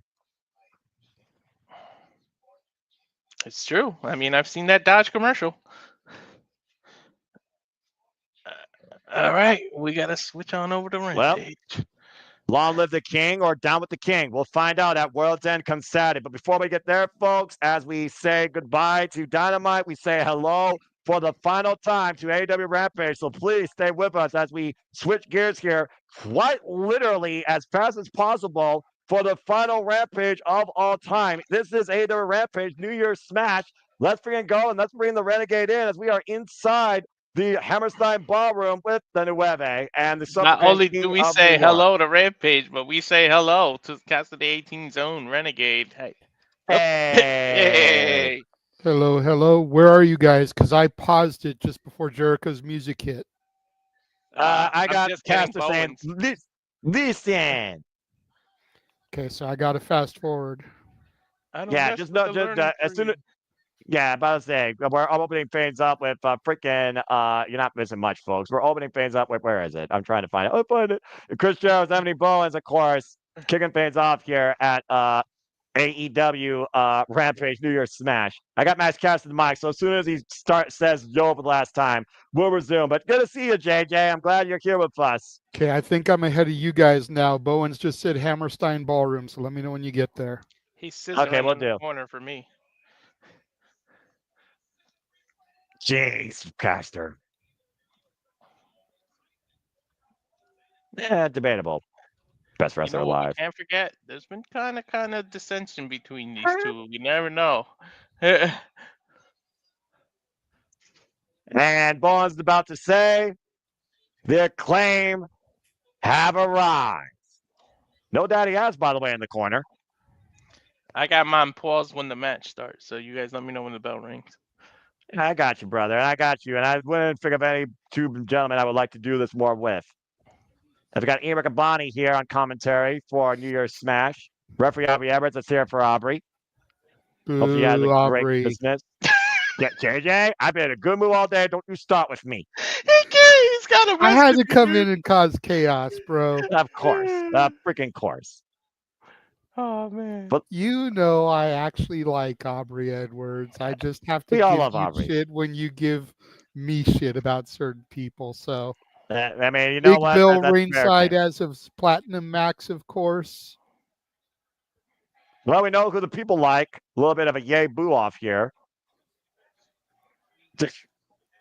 Believe it No, or it's not, not people wrong. forget that Chris Jericho was born in Manhattan. He may have been raised in Canada, but he is Manhattan, New York born. Jericho Right. wants Anthony Bowens to scissor him. What the hell is this? Uh, Mind the- games? the- I don't know what to say right now, but I know that Bowens is going to cut Jericho's chest open if he gets his way. Yeah, but he's chopping the hell out of that kid, that chest. You got to figure this is a huge opportunity for Bowens, primarily a tag team specialist with Platinum Max. If he gets a victory over Chris Jericho, the learning tree, that's got to put him in line for a Ring of Honor World Championship shot. And You to would your think, point, right? we've seen, and to your point, Walter, we've seen the delusions of Max Caster calling himself the best wrestler alive. Then he got obliterated by Swerve Strickland, but we know he still has MVP's business card by Anthony Bowens here. He has a huge opportunity to break out before the start of the new year. Yeah. And this And is a gentlemen, proving ground match, JJ, but that is a very fair point. Whoa. his name is Platinum, but if he wins, he might go a little green. If Bowen wins, Platinum might turn a little green, if you know what I mean. There ain't nothing platinum about him. He's aluminum at best. Wow. He may go envy, Well, though. all Green with right. envy. I mean, you know what? Again, envy breathes in this business, and Chris Jericho's got to be one of the most envious men to reinvent himself to keep relevant these past 32 years of his career at 53 years of age. And right now, Jericho hoisting up Bowens, Oof. backdrop suplex, dropping his coccyx. Dude, what is up with you with the word coccyx today? Coccyx, butt, derriere, rear. What word would you like? Ass? I'm just saying. You've been coccyx earlier, too. It's just funny. Fair enough. It's a unique word for sure. Yeah. I guess you could say I just have a very colorful vocabulary. And I'm definitely going to be fully on point with my vocabulary tomorrow when we cover World's End. Again, we now know our semifinals for the Continental Classic. We got the AEW Women's World Championship on the line, FEAT Championship on the line, AEW World Championship on the line, AEW National Championship on the line. And of course, we'll crown the second ever Continental Champion. And Jericho just got crowned on the second turnbuckle. Speaking of on the line, he's on the line. Owens had that Bulldog well scouted, going for signature Chris Jericho there. Mm-hmm. Yeah, again, he was Jericho's playbook. I mean, again, for the fact of how young the Acclaim are in the business as a tag team, they're students of the game, quite literally. You can tell that by how long they've been literally running together as a duo. But there is that opportunity where I do think both men have a chance to break out as single stars. And Bowens is trying to prove it here. Massive Shining Wizard knee strike cover. 2 count only, says Aubrey. Not only did he smack his back, he literally warmed his hand up first. Yeah, he made sure he had some extra stank on that. Again, it's rare we see tag team specialists in singles contests, but Bowens is one of those that really shows out in singles matches in AEW over his career. Mm-hmm. And Jericho looking off the second row. And he blocked the lion salt. And what's Bowens looking for here? Hooking up Jericho. Twisting Heyman DDT. Come on. Kick out at 2. Kick out, but gentlemen, we're literally staring at history. This is end of a chapter. Like Rampage is gone after this. The curtains are done. Like, isn't it crazy to think that the second longest running show underneath the Tony Khan umbrella is ending now and will only focus around Dynamite and Collision? Again, like I was talking about earlier, JJ, I recall Rampage being the sleeper show. It led into crazy brawls and go-homes in the pay-per-views. It gave us some of the best women's match main events and women culmination tag team violent classics, such as the Bunny, Allin. Of course, Penelope Ford against Anna Jay. Anti-Metal, still one of my all-time favorite Rampage matches. We've seen Lucha Libre sleeper exhibitions. We've seen unique breakout match moments like Wheeler Yuta and John Moxley. Rampage has had its fair share of timeless classics, and I miss that. I just wish it was on a better hour, and I think it would have more life to it. Well, I think a lot of the hindrance for Rampage, even going back to its inception, if I'm being honest, is, as you mentioned, the time slot and the day it's on. It's a Friday night, man. Everybody is out drinking, partying. It's a massive date night across America. We know you're the forever single simple man, so you don't worry about those things. But damn right. For the majority of society, Friday night is a big date night. Movies get released on Friday nights. So a lot of people go to their local multiplexes. Those that know that multiplexes still exist, it's a popular date thing to go take a girlfriend to the new movie out. So it's a bad day and a bad time. I almost think new Rampage would have been better suited either on Tuesday or Thursday, competing with NXT or Impact. Considering how few homes have access, Impact probably would have been the better way to go. But yeah, they've had some great moments, some great matches. It's my passion for AEW, or my lack of passion, if we're being real, should be no secret to our viewers and our listeners. But I am a little bit sad to see this show go, and I just hope this week's episode lives up to the last 2 weeks that we've had. Bowens with the cover gets a 2 count kick out. Yeah, I literally mentioned it earlier, JJ. AEW's been on fire the last couple of weeks, man. They have been. I think they've been trying to show TNT what they're losing. Like, hey, we've got this type of action. But then to TNT and Warner Discovery's credit, they're like, well, why haven't you been giving us this shit for the last 2 years, 3 years? Well, it goes back to what you were saying earlier about showing their maximum potential. Speaking of maximum potential, you might want to add these to the schedule. We got Maximum Carnage coming up in AEW, and they also return home to Daly's place with Homecoming in Jacksonville, Florida. And I think the focus also with the fact they are focusing on the competition aspect of professional wrestling in these tournament levels. Especially has paid for AEW, where I think they're at their strongest presentation, because this Continental class has been insane. That was an insane risk by Anthony Bowens, wiping out the Redwood like a wrecking ball. Yeah, and took down the skyscraper level Big Bill and Chris Jericho in the process. The Redwood and the Learning Tree. And Bowens right now with a critical opportunity here, looking to cash in on a huge New Year's resolution. And here comes the bad apple, Brian Keefe, distracting Aubrey. Now Max Caster coming in. What the hell is Max Caster doing? And Max Caster, what the world? That's good, Slam. Let me have that much time. Wait, what? Not now. Oh, no. Don't. Jeez, Aubrey, you're distracted for that long.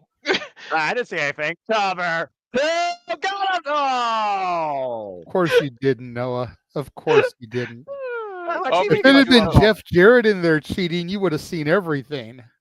Hey, Jeff Jarrett and Karen Jarrett are my good graces as of late. And, I know who's not in my good graces. I think that was a single knee code breaker as Brian Keefe got the title. Here's the cover. Aubrey gets a 2 count. Look, sometimes technology is not your best friend, and neither is a link to your genitals.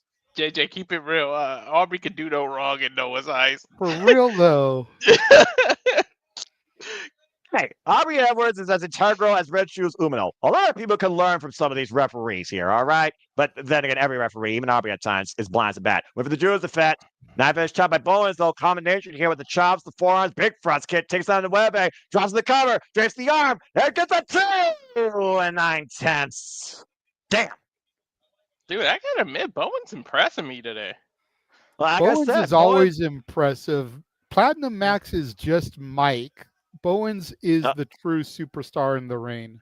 I already see where this is going. I hope you're wrong here, as the Bowman job of the title. Oh! Knew that was coming. Mm-hmm. And was that an accident or was that intentional? You see the way Platinum Max bailed out of the ring. Brian Keefe bailed him out. Jericho dressed the arm like this. Oh, bullshit. As soon as the tug of war started, I knew where that was going. Mm-hmm. Chris Jericho, once again, literally the learning tree coming to his aid, providing a painful lesson against his opponent with the assist of the Ring of Honor World Championship. It was Caster trying to help, I think, and then Brian Keefe literally ripped the title was ripped out of his hands, and the momentum swung Max Caster into Bowens. Max Caster inadvertently cost his partner. The key word in what you said is think. Either way, Coming up next, Private Party will be in action. So yeah, and once again, fuck television. Well, so much for a positive New Year's resolution for Anthony Bowens. Damn it.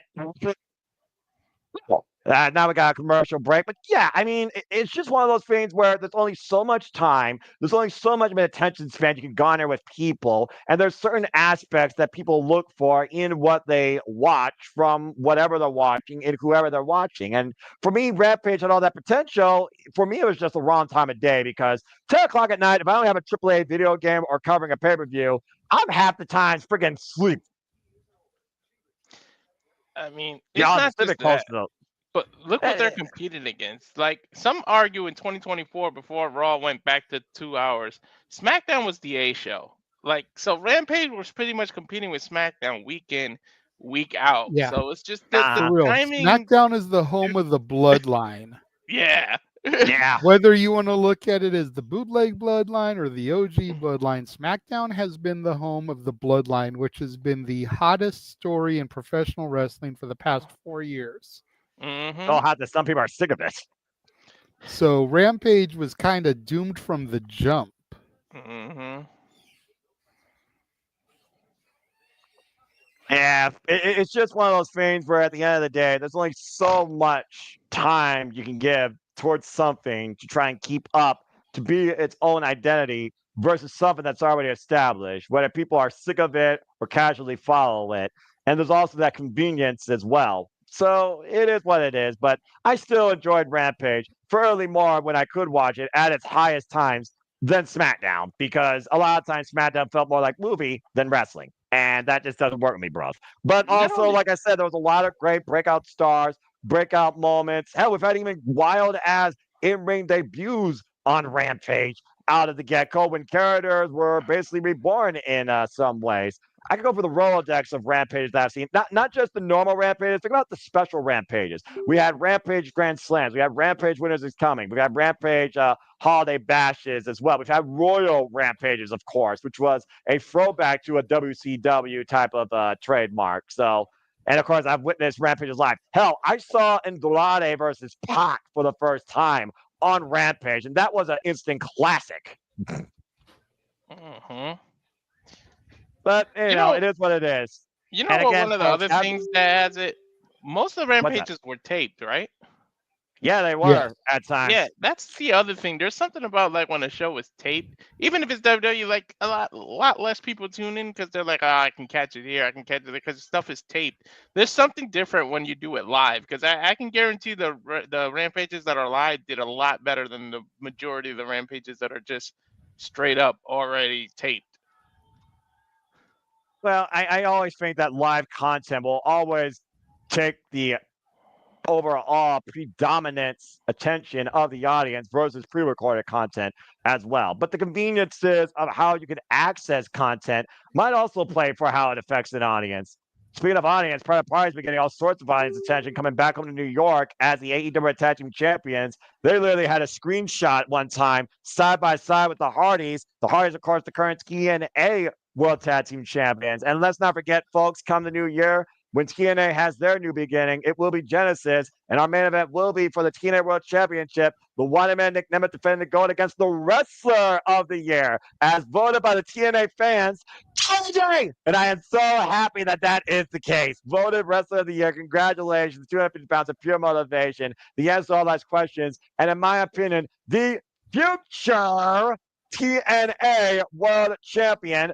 Don't at me. And of course, we'll call that on freaking January 19th. Meanwhile, let's welcome in the party, Private Party.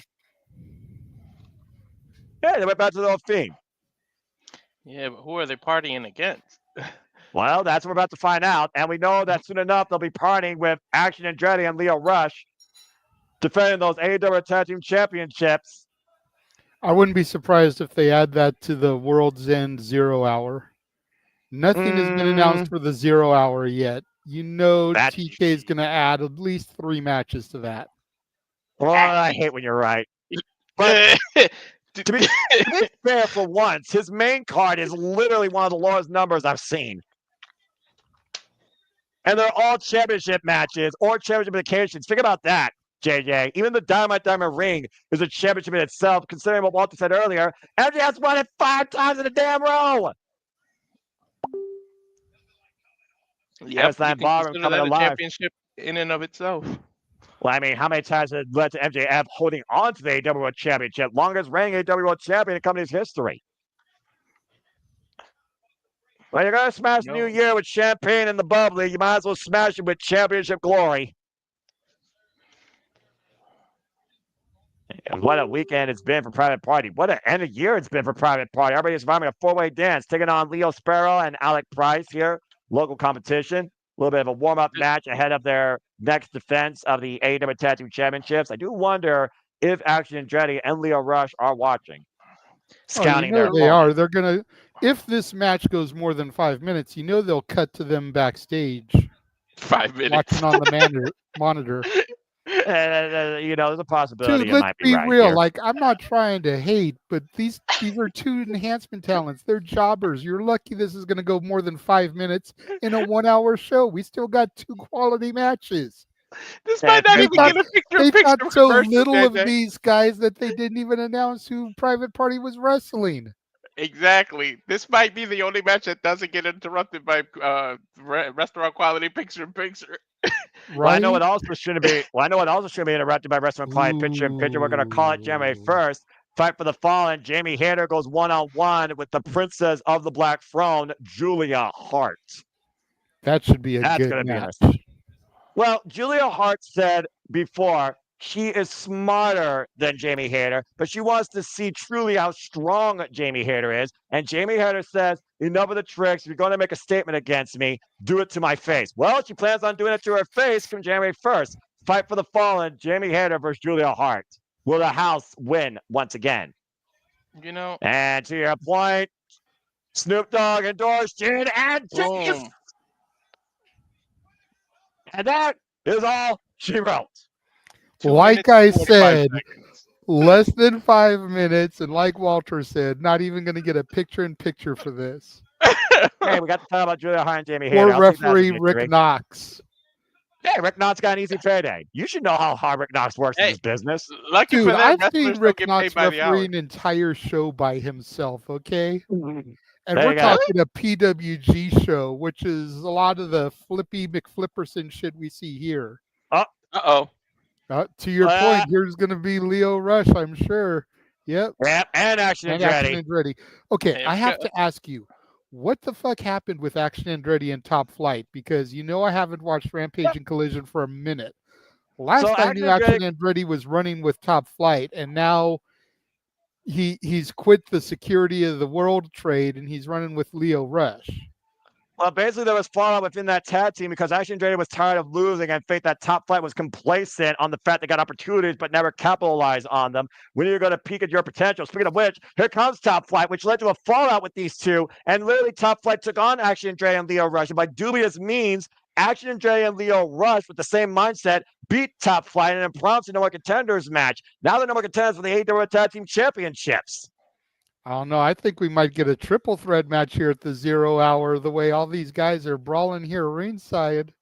I mean, yeah, look at all the security and all the referee corps trying to say, oh my goodness, trying to separate these 4 men. It's a brawl in the Hammerstein Ballroom. How freaking fitting. We're supposed to have another match here shortly. I think Larry Gray's supposed to be in action. That's against Thunder Rosa. I need to establish law and order here. Go backstage to Powerhouse Hobbs real quick.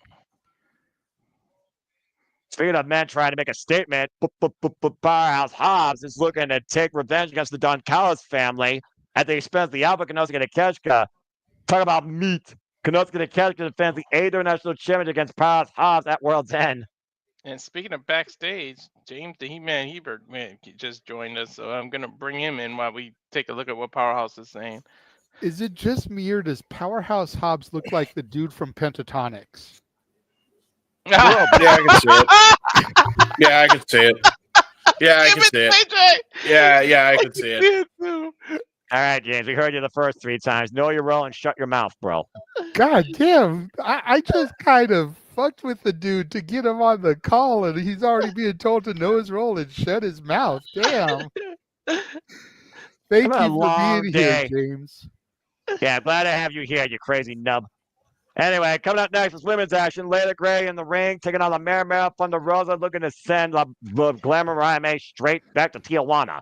Poor Leila Gray, she didn't even get her own entrance. She came out with fucking Top Flight. Now she gets the already in the ring entrance.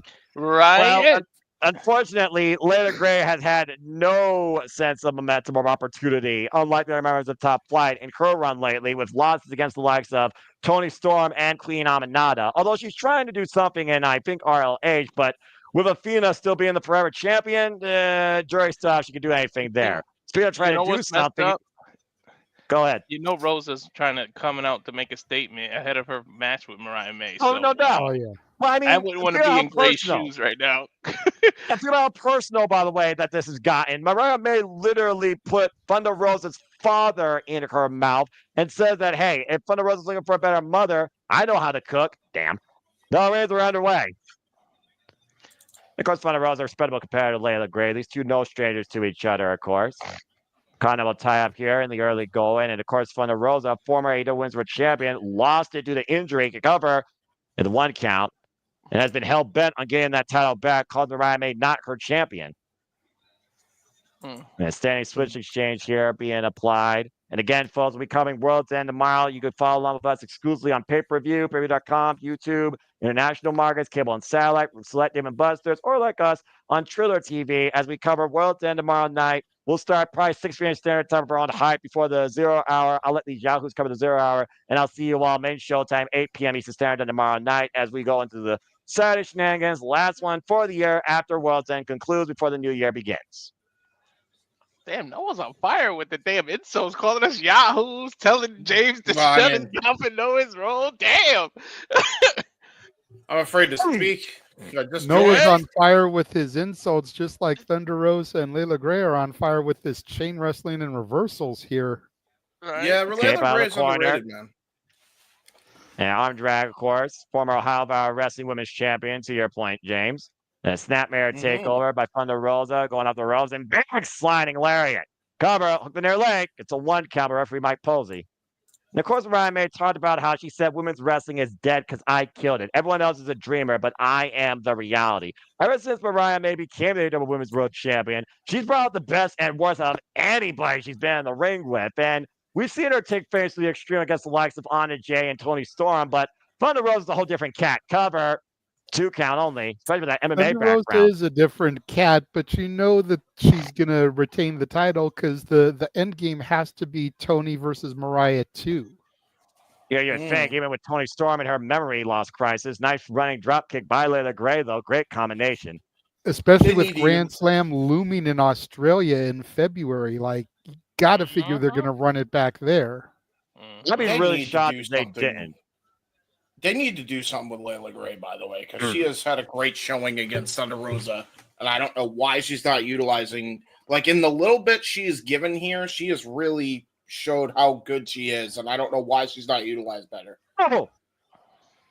Unfortunately, they have such stacked rosters that there's not enough room for the women to, really scratch and claw. You've got the CEO dominating the TBS title, and you've got Mariah May dominating the women's championship. And then you figure all the top-tier competitors for those titles, Thunder Rosa, Britt Baker, Willow Nightingale, Julia Hart, who just returned. The list goes on and on. Leila Gray is towards the bottom of the list, unfortunately.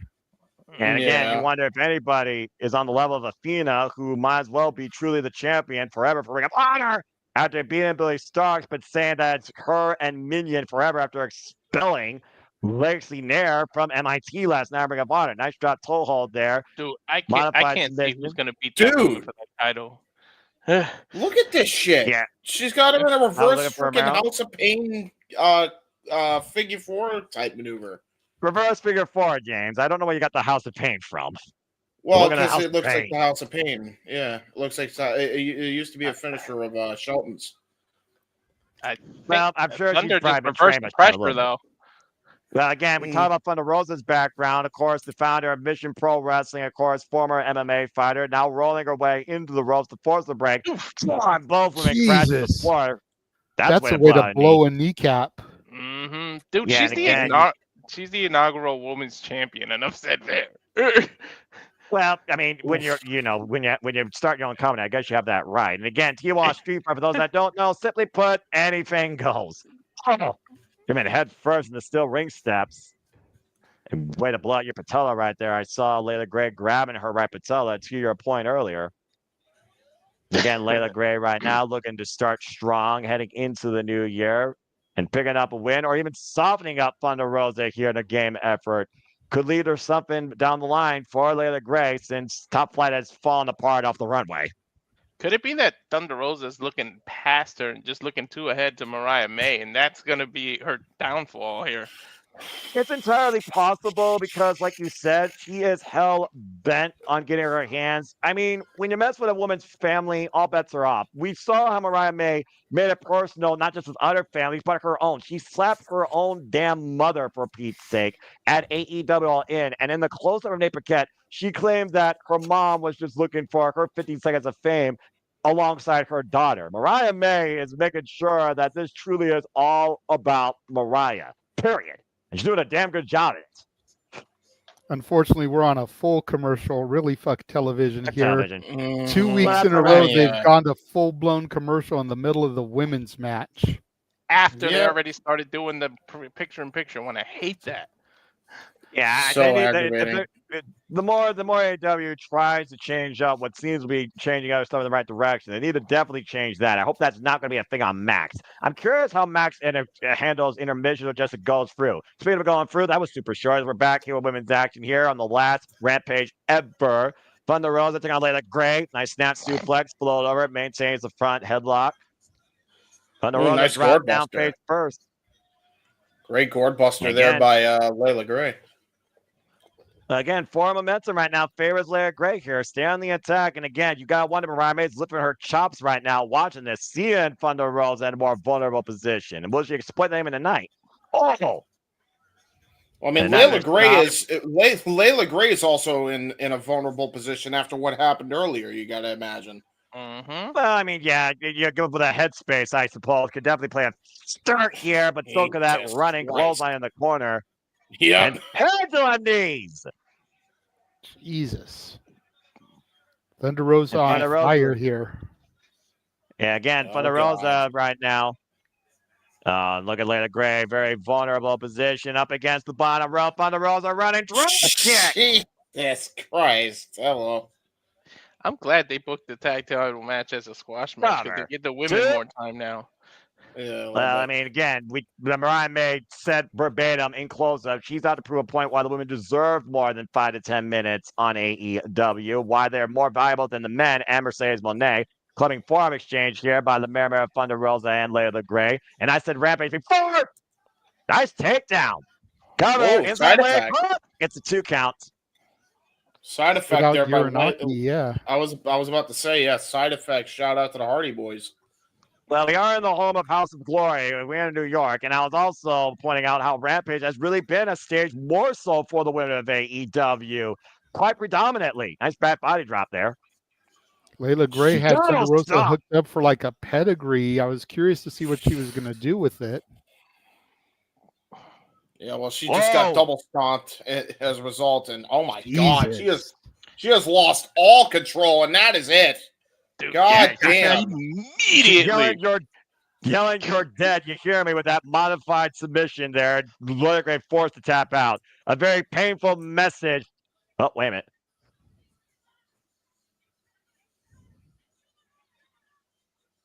That is respect and something I didn't hear at all. Family. And again, that's coming up tomorrow night along with this. Here's our semifinals again, guys. James, take a look. It's Kazuchika, Okada, Ricochet, and Will Ospreay versus Kyle Fletcher. Jesus Christ, talk about a final. Oh my Semifinal God. and finals looking That's just crazy. the semifinals, dude. And of course, we might see the final encounter with MJF and Adam Cole for the Dynamite Diamond Ring as James keeps pleading that MJF is the victim in this story. Wakano's going to catch the defense the AEW International Championship against Powerhouse Hobbs. In World's End truly might be an end to so many things before the new year begins. And of course, Mercedes Moné, we all pray that we get a new phase of TBS as Moné and Chris Statler run it back for the TBS Championship. Moné versus Stat 2. And it all culminates with what John Moxley's been saying about AEW as he defends the AEW World Championship with fair four-way action against him and Rampage, Orange Cassidy, against Switchblade, Jay White. Yes. No, but to Good be grief. fair about the MJF thing, prove James wrong. Yeah. And the Well, hook signal shining bright in the Hammerstein ballroom. There you go. Hit him! And get your chips out if you have them. I do have chips this time. I don't. I was brought my plate of dinner just before the show started, unfortunately, but I don't have any chips. I would that's eat fair, my but- chips, but I'm too full from Chinese food. I had rallies, so you know what? I can relate. But I know Hook is full of fury right now because he is hell-bent on getting his hands on Christian Cage. He even challenged him for a fight in New York. And, of course, Hook is coming in here still with that broken arm, guys. You see that heavily casted left arm here. And this is our main event, guys, here on Rampage. After this match, Rampage is over forever. This is our main event match between Nick Wayne and Hook. Fastest hour on television, guys. And Yeah, it's the hour just flies over by. after this. Jesus. Yeah, well, I mean, considering the youth we're about to see here in action, we talk about Hook and the amateur background, of course, discipline in the Taz Dojo, T-Bone Suplex Machine, of course, the Red Rum, while Nick Wayne, trained by Buddy Rain, now endorsed by a false fighter figure in Christian Cage, looking to be one of the youngest rising stars here in AEW. It This has almost makes gotten you wonder very if they should personal. combine Collision and Rampage and made one like 2 hour, We don't need second 2 hour show.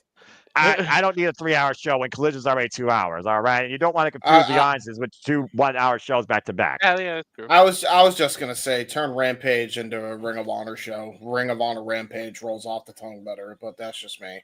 I always mean, wanted Tony them Khan- to turn Rampage into an hour of just women's wrestling. Now, that's the one idea I would have agreed with, and I do hope for the future where I do see more story developments and showcasing the women's division lately. I do hope that at some point we do get something like that. And when we got these single elimination women's tournaments, I need a round-robin tournament for the women so that they're kind of classic to really demonstrate the capabilities and the lengths that this roster is going to push themselves to. And Lord knows James has been trying to fantasy book a women's blood and guts match for the longest time while injuries are still out, including Sky Blue. But we know Melo's coming back in Stardom, January 3rd. Oh, wait a minute. Oh! Oh Jesus. Okay. Damn, they didn't even give us the time of day. Shit. God damn, okay. Bell Hey, has wait a- run. Here we go in the final Rampage main event, gentlemen. Yeah, again, Hook teeing off against Nick Wayne in the corner of these body shots. Again, how personal this got ever since we learned that Christian Cage attacked Hook's father's Taz. And again, that shot with the damage arm gave Nick Wayne that moment he needed. Literally Hook with hooks to the rib. Like he's hook punching him. Like, damn. Oh, Yeah, he is. got him hooked. And he got him hooked. Whoa, got him. Referees got to be mindful because that cast can be used as a weapon. Even though it would do damage more so to Hook, it's still a foreign object. Yep. Mhm. Let me see how We've many seen people it. use literally. Man, these kids are having a Donnybrook like a bar fight almost in the middle of that ring. No, I Well, think we we are were in the reading Hammerstein each other's bar. mind because I was gonna say we've seen that happen thousands of times in wrestling. Yeah, that cast. Which is why I uses a wanted weapon. you. Which is why I wanted you to make that point. And got that Jezebel out there in the corner as well, and the negative influence of Christian Cage on this family. Nice leg drop, covered by Nick Wayne, gets a 1 count. Well, I I mean, mean, you Bob can't have Orton, a show he in the just wouldn't- Hammerstein ballroom without a crack whore there involved at ringside. So Oh my god. Jesus, JJ. I think come that's on, a how bit many rough. times in ECW was the "She's a crack whore" chant out there? This is the Yeah, Hammerstein just gonna- ballroom. It was I'm a just gonna frequent focus home on the for monitor. ECW towards the end. Whoa! I'm just saying. She's Face Oh, a first listen, goes I Nick guess. Wayne into the apron, looking to crack Nick Wayne's face.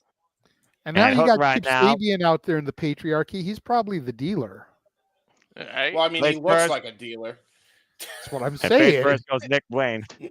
Dude, is it my I TV regret- or did did Nick Wayne like have a spray tan can blow up in his hand or something? Like what the fuck?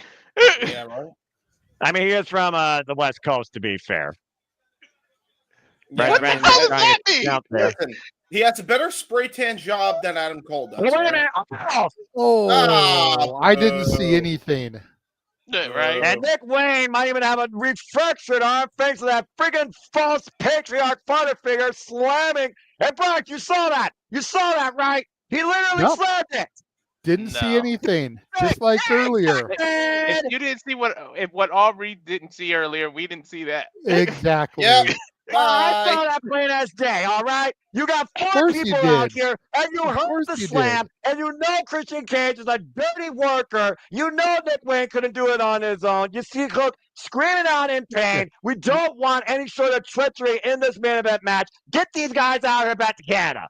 You didn't see Yeah, when I the mean- Acclaimed cheated and did scissor me timbers behind Aubrey's back, but you sure as hell saw that, didn't you, Noah? Mm-hmm. And rest of my quiet, picture in picture, fuck television. We're focusing on the present, not the past. And Nick Wayne right now trying to build a better future here. That's on the that. show.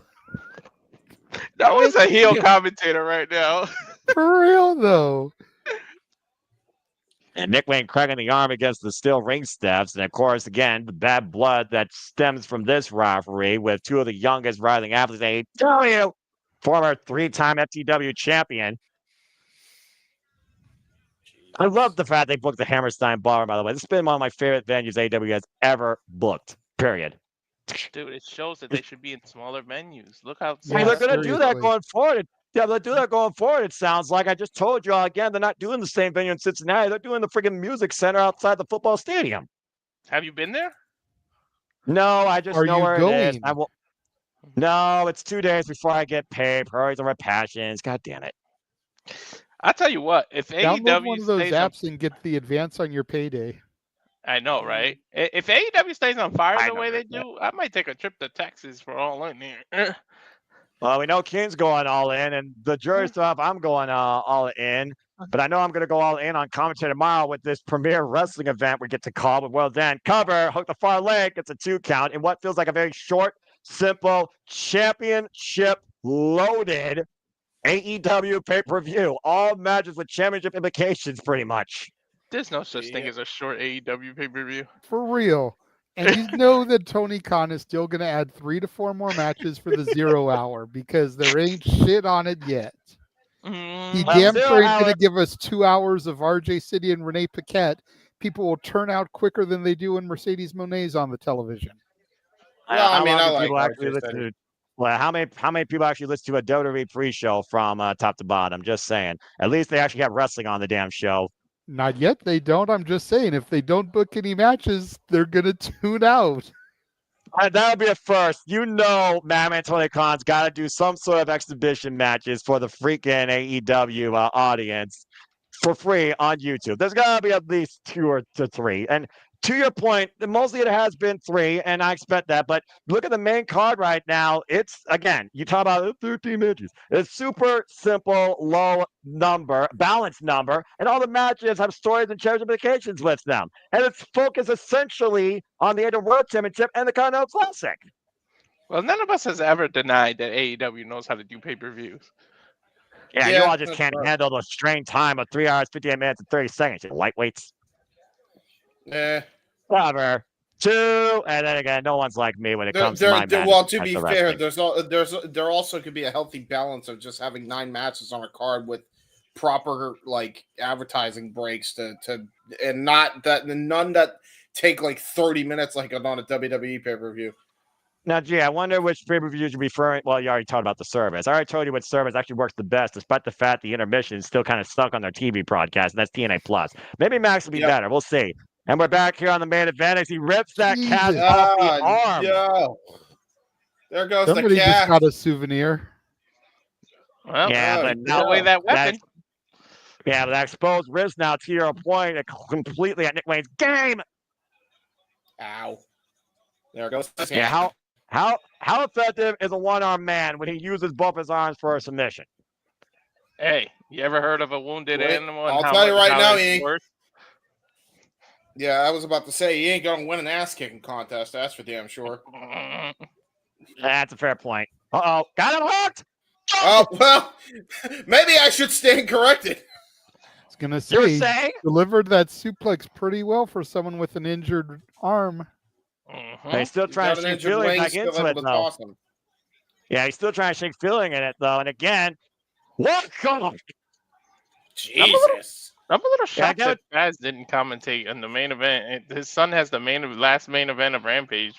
They should have made an exception.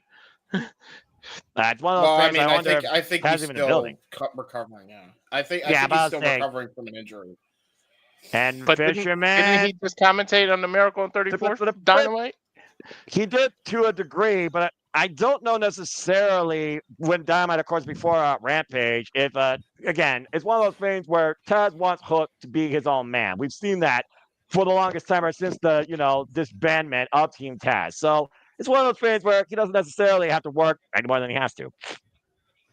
That's true. We got Ian Riccaboni, by the way, as the head commentary now for this Rampage. And Ian Riccaboni's been working the most this entire week in the Hammerstein Ballroom. Waistlock released, though, by Nick Wayne. And again, Hook immediately grabbing that wrist and that arm. And sidestep, face first in the second turnbuckle. I get your point, though. Adrenaline It's Mike just Renoff. that it's the final Rampage. It's your son in the main event, and it's Hammerstein Ballroom. Like, Oh, here we go. Jeff Jarrett versus QT Marshall added to the 0 hour. God, We're That's beginning a already. continuation. This is a continuation of what happened on the final battle. Tony Storm card. versus Leila Gray added to the 0 hour. Yay, Tony Storm Leila again Gray. continuing. Tony Storm continuing her comeback run. And also 8-man tag action. And top flight taking on Leo Rush, Action Andretti, and Murder Machines, Brian Cage, and Lance Archer. Uh-oh. Leo Rush, And both men now in the apron. Action Andretti, that the Legion of Foam is what I call them with its stupid spikes on their Stop jacket. that. I call him Rush to Action, but that's just me. Oh. And Hyper extending the left arm after dripping manipulation is Nick Wayne. Now looking for Wayne's World off the ring post there. Uh-oh. Got come back. Oh, God. Ooh. Ow. German suplex on the apron. Well, that's going to be a bad neck problem in the next morning. Jesus Christ. And you saw the way that Nick Wayne's right hand was twitching, but again, you see Hook immediately grasping that wrist. Now I'm not both sure guys might be having bad wings. And Bryce Rensburg starting his jumping 10 count.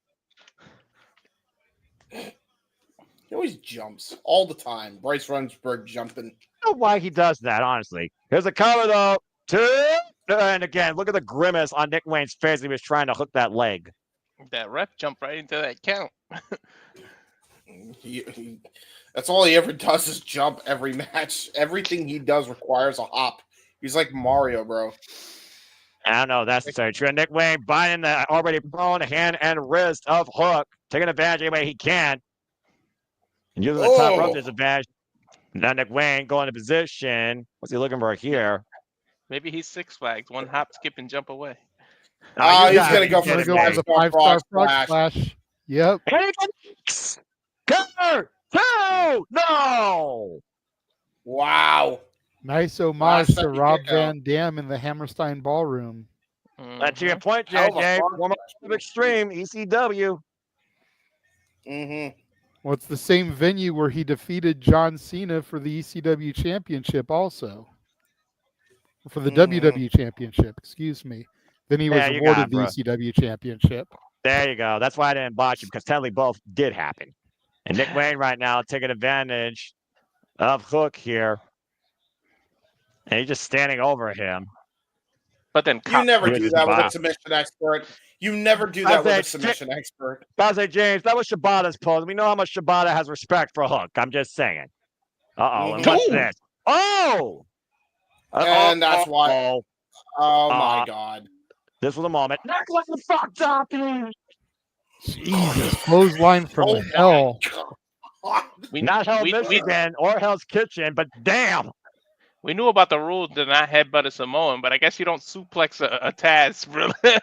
Or somebody related to Taz. You don't suplex a Taz. Wait a minute. Why are they doing back out here? They're not allowed back out here. This could be a DQ. Where is Shibata with a 2x4? Oh, Jesus Christ. Run. Run, Kristen, run. Put him on your wall. It's an Asian man with 2x4. Bad day. And Shibata has cleared the picture out of the building. Meanwhile, Reverend trying to be locked in by Hook, but Nick Wayne again going back up to the arm. Once again looking for Wayne's World, but Hook refusing to let go. Wait a minute. The schoolboy got the tights. 2 counts. Oh, man. Big super kick right to the temple. Off the second. They're calling on Wayne's World. Wow. It That was could a be! hell of It a could sequence. be! Ready for the blades going out! Come on, can he hold out? Blades out! Yeah, Blades out! Blades out! Hook wins!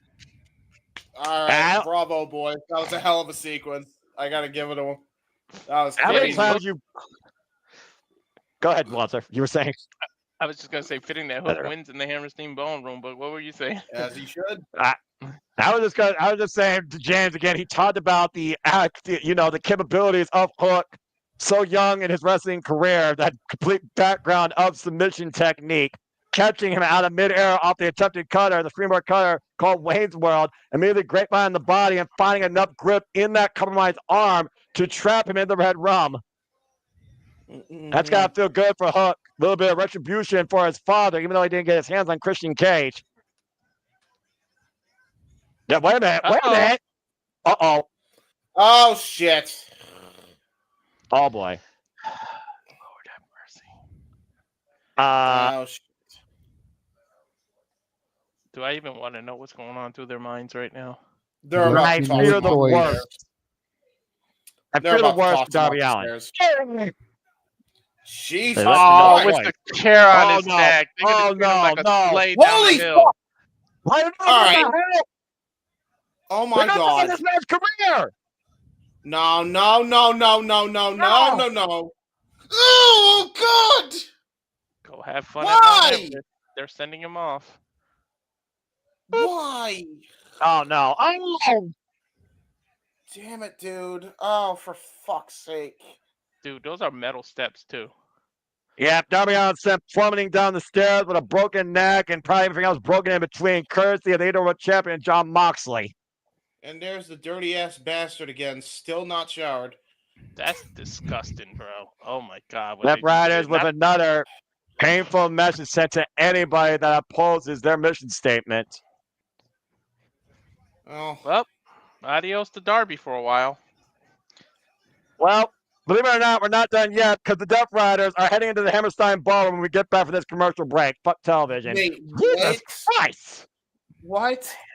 We still got like 9 minutes. Yeah. I was gonna say Okay. rest in How peace do to you judge it, Rampage, Doc? but rest in peace to Darby too, man. Yeah, right. I I mean, jeez. This is the final Rampage. What better way to end it than with your hottest story right now? Very true. I mean, we did see, Walter, on Dynamite, it was Jon Moxley's challengers that each laid him out with a move, and he did have a post-show statement, a post-show message. I guess he wants to tell everybody on Rampage itself now, one last time, what he means to demonstrate tomorrow come World's End, and what he hopes to do with AEW in 2025, I guess. I mean, you got to I'm figure this is our go-home show. I don't think there's a collision tomorrow because the pay-per-view. There's not. So Yeah, there's this not. is the final, Yeah. final thing that they're going to see as far as network television until the first of the year. And then Collision returns January 4th. So, again, it's one of those things where I'm just like, And Jesus. I mean, we've been waiting to see if there's someone else behind the Death Riders. You know, there's all this talk that's still going around about Shane McMahon, blah, blah, blah. Whoever it is, you got to figure they got to make themselves known at World's End. Like, that's the perfect place to do it. Do you really think there's somebody else behind this MO of Jon Moxley, or is this something that Jon Moxley's always wanted to do and feels like he has to do now that Bryan Danielson's out of the way? I don't want to sell Moxley short, but I don't know if he could have conceived this entire plan on his own. I gotta feel like there's a mastermind behind it, a puppet master. Yeah, he's just a muscle. I agree with JJ. Here's my question, though. Does Darby have to do something stupid every effing show now? Every week? Every show he's on, does he have to do something ridiculous? James, it is Darby Allin. What he does? Yeah, but come on. Think about it in real life. If he really has to prepare himself to count Mount Everest, they got to write him off TV. Well, he still has the match tomorrow at World's End. Oh, yeah. That's true. You write him off after that. Yeah, that's You'll fight for the fallen, write him off. JJ, a quick pro correction for you, Miyamano. Darby Allin is not part of World's End. He was eliminated from the Continental Classic. He has no actual match booked for World End. But we know, For some reason, I thought he was part of the Fatal 4-Way. No, it is Orange Cassidy, Heyman Rampage, and Switchblade Jay White. But remember, the last time we saw Darby Allin at pay-per-view was post-show, and he tried to hit the Death Riders in their own damn vehicle. Fair enough, fair enough. For some reason, I thought he was part of the Fatal 4-Way title match. I knew he was eliminated from the Continental Classic, but... Yeah, I feel like we're still going to see that crazy son of a bitch tomorrow night, and I'm worried about it. I think they just wrote him off, but somehow he'll end up coming in the car. Oh, God. Here we go. There we go. Maria Shafir, the most dangerous person in the Death Riders, in the ring with the AEW World Champion, Jon Moxley. Jon Moxley with one last message, it looks like, before we kiss Rampage goodbye. I like how he has what back to the hard cam, too. Like, I think that's cool. Yeah, too. He forgives Darby Allin? No, he forgives the fans for showering him with hate. Oh, well, yeah, I mean, that's fair. Maybe it's not about him. Maybe it's about you. I mean, is this all about AEW, or is it more than that?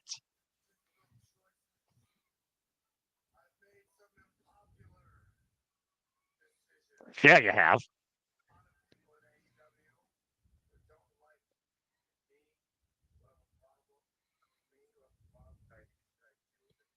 Oh, problem, things that he does, things that he says, things that he does. Wait, where's the title? I don't see the briefcase on Shafir's wrist.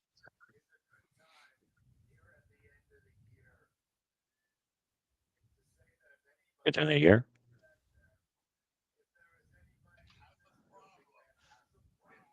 If there's anybody in the building that has a problem with Moxley or his people, or what they do, holy shit! Come out right now and tell him.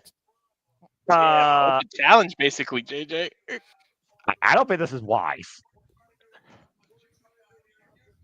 I mean, somebody's got to have the balls to answer. Is the problem? Yeah, but after you do that, Darby Allin, who's going to risk that? Problem is. Yeah, but after they do that, Darby Allin, who's going to have the balls to do that? I don't know. Commander. I don't know. This is wise. The Commander. What's Commander? And there's Claudio. Yeah, come on, Commander. You just won a title, you stupid bastard. Why you do this?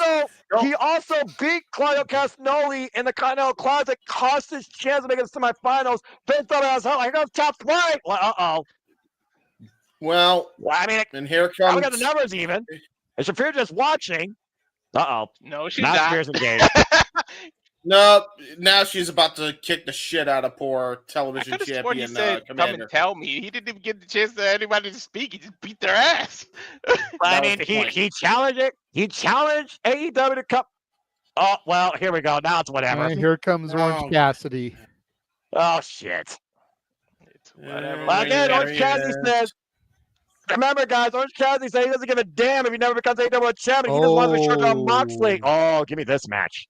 You know, Marina Shafir and Orange Cassidy. I'm for it. Oh, wait a minute. Here comes Willow for the equalizer. Also, holy shit. Get her, Willow. Let me go. Let's go, Willow. We got her ass. The only person that can applaud Marina Shafir. Uh-oh. There's Hangman Adam Page. Their way in here. And there's Jay White. Oh, shit! It's a preview of World Main Event. I think Moxley might be in trouble here. We're not 7-on-3. But yeah, it's 7-on-4. Gentlemen, this is all well and good, but remember, tomorrow it's every man for his damn self. That's gonna kill the locker room. Oh, shit! Shit! What the hell is happening? Oh, my God. Empty in the locker room. We're having a brawl to end the Hammerstein show. Oh, no. What the hell? I can't even keep up with everybody who's out here. The entire locker room is flying out here. Freaking Toni Storm's out there. A bunch of women are just having a brawl on the outside here. Private party. Private party just hit the ring. Yep, Garcia in the ring now. This Something tells me the fight. Hurt Syndicate might be involved in this shit. And look who's watching on There's from high Christian above the Hammerstein Page. ballroom. Yeah, to your point, course. JJ. Of I don't course care it what is. anybody says. Christian's the smartest man in the locker room. I can't argue that course he right is. now. Tony Storm, Thunder Rosa, Harley Cameron, Leo Rush, Action Andretti, buyers are everywhere. Security. It's Yeah. Christopher good Daniels. luck. Yeah, Pac trying to get out here. So with a Yuta, Willow Nightingale, Richmond still fighting in the corner. Oh, he's teeing off against Willow. Please tell me Tony Khan paid for let the bodies hit the floor. I Great don't know time to about that. start hitting that in the Hammerstein ballroom. Right? Dude, Tony's choking Deanna somebody Purrazzo. with the... Wait, what the hell? Oh, They're hitting the what's this sound. doing? That's the I sound don't know, control. that's And the not- light. No, that's That's the the light. lighting grid. Yeah. The lights are out in the Hammerstein ballroom, and people are still fighting in the dark. They don't give a shit. Keep fighting in the dark. That's where By the way, don't Strickland. even. Yeah, Sora Strickland there. Dude, shit, this is a hell of a rampage. Yeah, by the Well- by the way, yes, the Hurt Syndicate, I think, are in the fray of this fucking nonsense. Yeah, they were banned somewhere. from the building on Dynamite. All bets are off tonight, and John Moxley and Shafir are making a beeline out of here. Again, folks, this is the way Rampage goes off the air. That's a hell of a way to smash ahead of the new year. Yeah, all pun They just intended, took this a is camera. rampage. What the fuck? They just took a camera. What the fuck are they doing? I have don't no know. idea. They're going outside. Here comes the What side is- commercial. Going to John the truck Moxley or just something? swore. I don't know. John They're Moxley gonna just probably- swore. I don't know what happened. They're gonna go to that Well, truck. Well, I don't know what the hell fucking happened here, but this is the way we've been Rampage trying to do. It's a hell of a run. What? Hold on here. What is Oh, going geez, on? they're in the production They're in truck. the production truck. What is going on?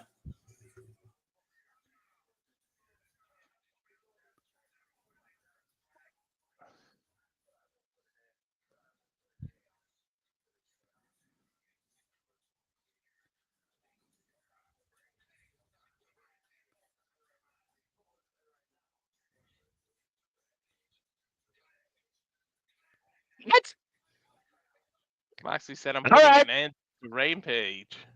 Wow. Well, that's it for Rampage, folks. That's the end of Rampage. We'll see you tomorrow for World's End. For Walter Chris, James Keeban, and JJ Williams, it's been a hell of a ride. We're about to smash the new year, but not before World's End comes near. Thanks for tuning into our coverage tonight of the final Rampage ever. This has been New Year's Smash. What a back. Jesus Christ. Dude, that's a way to end a series, like a show. Like, that's Right? cool. Seriously. It's an like, all-out brawl in the great way. Hammerstein ballroom with the lights going out. That was a very good way to end the show. I'm very confused, but yeah, it was fun. I think About we're all what? confuzzled, James. It's okay. Yeah. I love Absolutely. chaos. I love chaos. I love violence. That was fun. The by I just Rampage hope was we wild. get some answers tomorrow because Mox said he clears the field and brings peace to his people. Mm-hmm. There's gotta be this has got to get taken to the next level tomorrow at the World's End. They have to. He literally You know, said that they're just For waiting for half a second, and I know James is gonna hate this. scrap. For half a second, when Mox issued that challenge to anyone in the back, I was Mhm. waiting for Omega and the Bucks to come out. Oh, For half a second. If there was Really? ever going to be a way to bring Omega back on AEW television, that would have been it. Comes back Mhm. by himself because Omega is superior above the Bucks. No. He is the elite of the elite. He wants to change the world. Omega and Moxley is bound to happen again, especially when Omega was the guy that took the towel off John Moxley in his run during the pandemic where we crossed line to T in the first place. Omega and Moxley is something to happen all on its own. But first, the cleaner rises in the Tokyo Dome as we will rise tomorrow with City predicting for World's End and our coverage of World's End before you conclude the year with your own way to close out the year with Saturday shenanigans. All that ahead tomorrow, folks. But thanks for tuning in to Rampage. That was a hell of a way to end that series. Jesus. I started to And think, is there any free agents that we did? Like, I started to think, man, shit. Hopefully, male the or female? special guests will come in for shenanigans tomorrow. Mm-mm. Mm,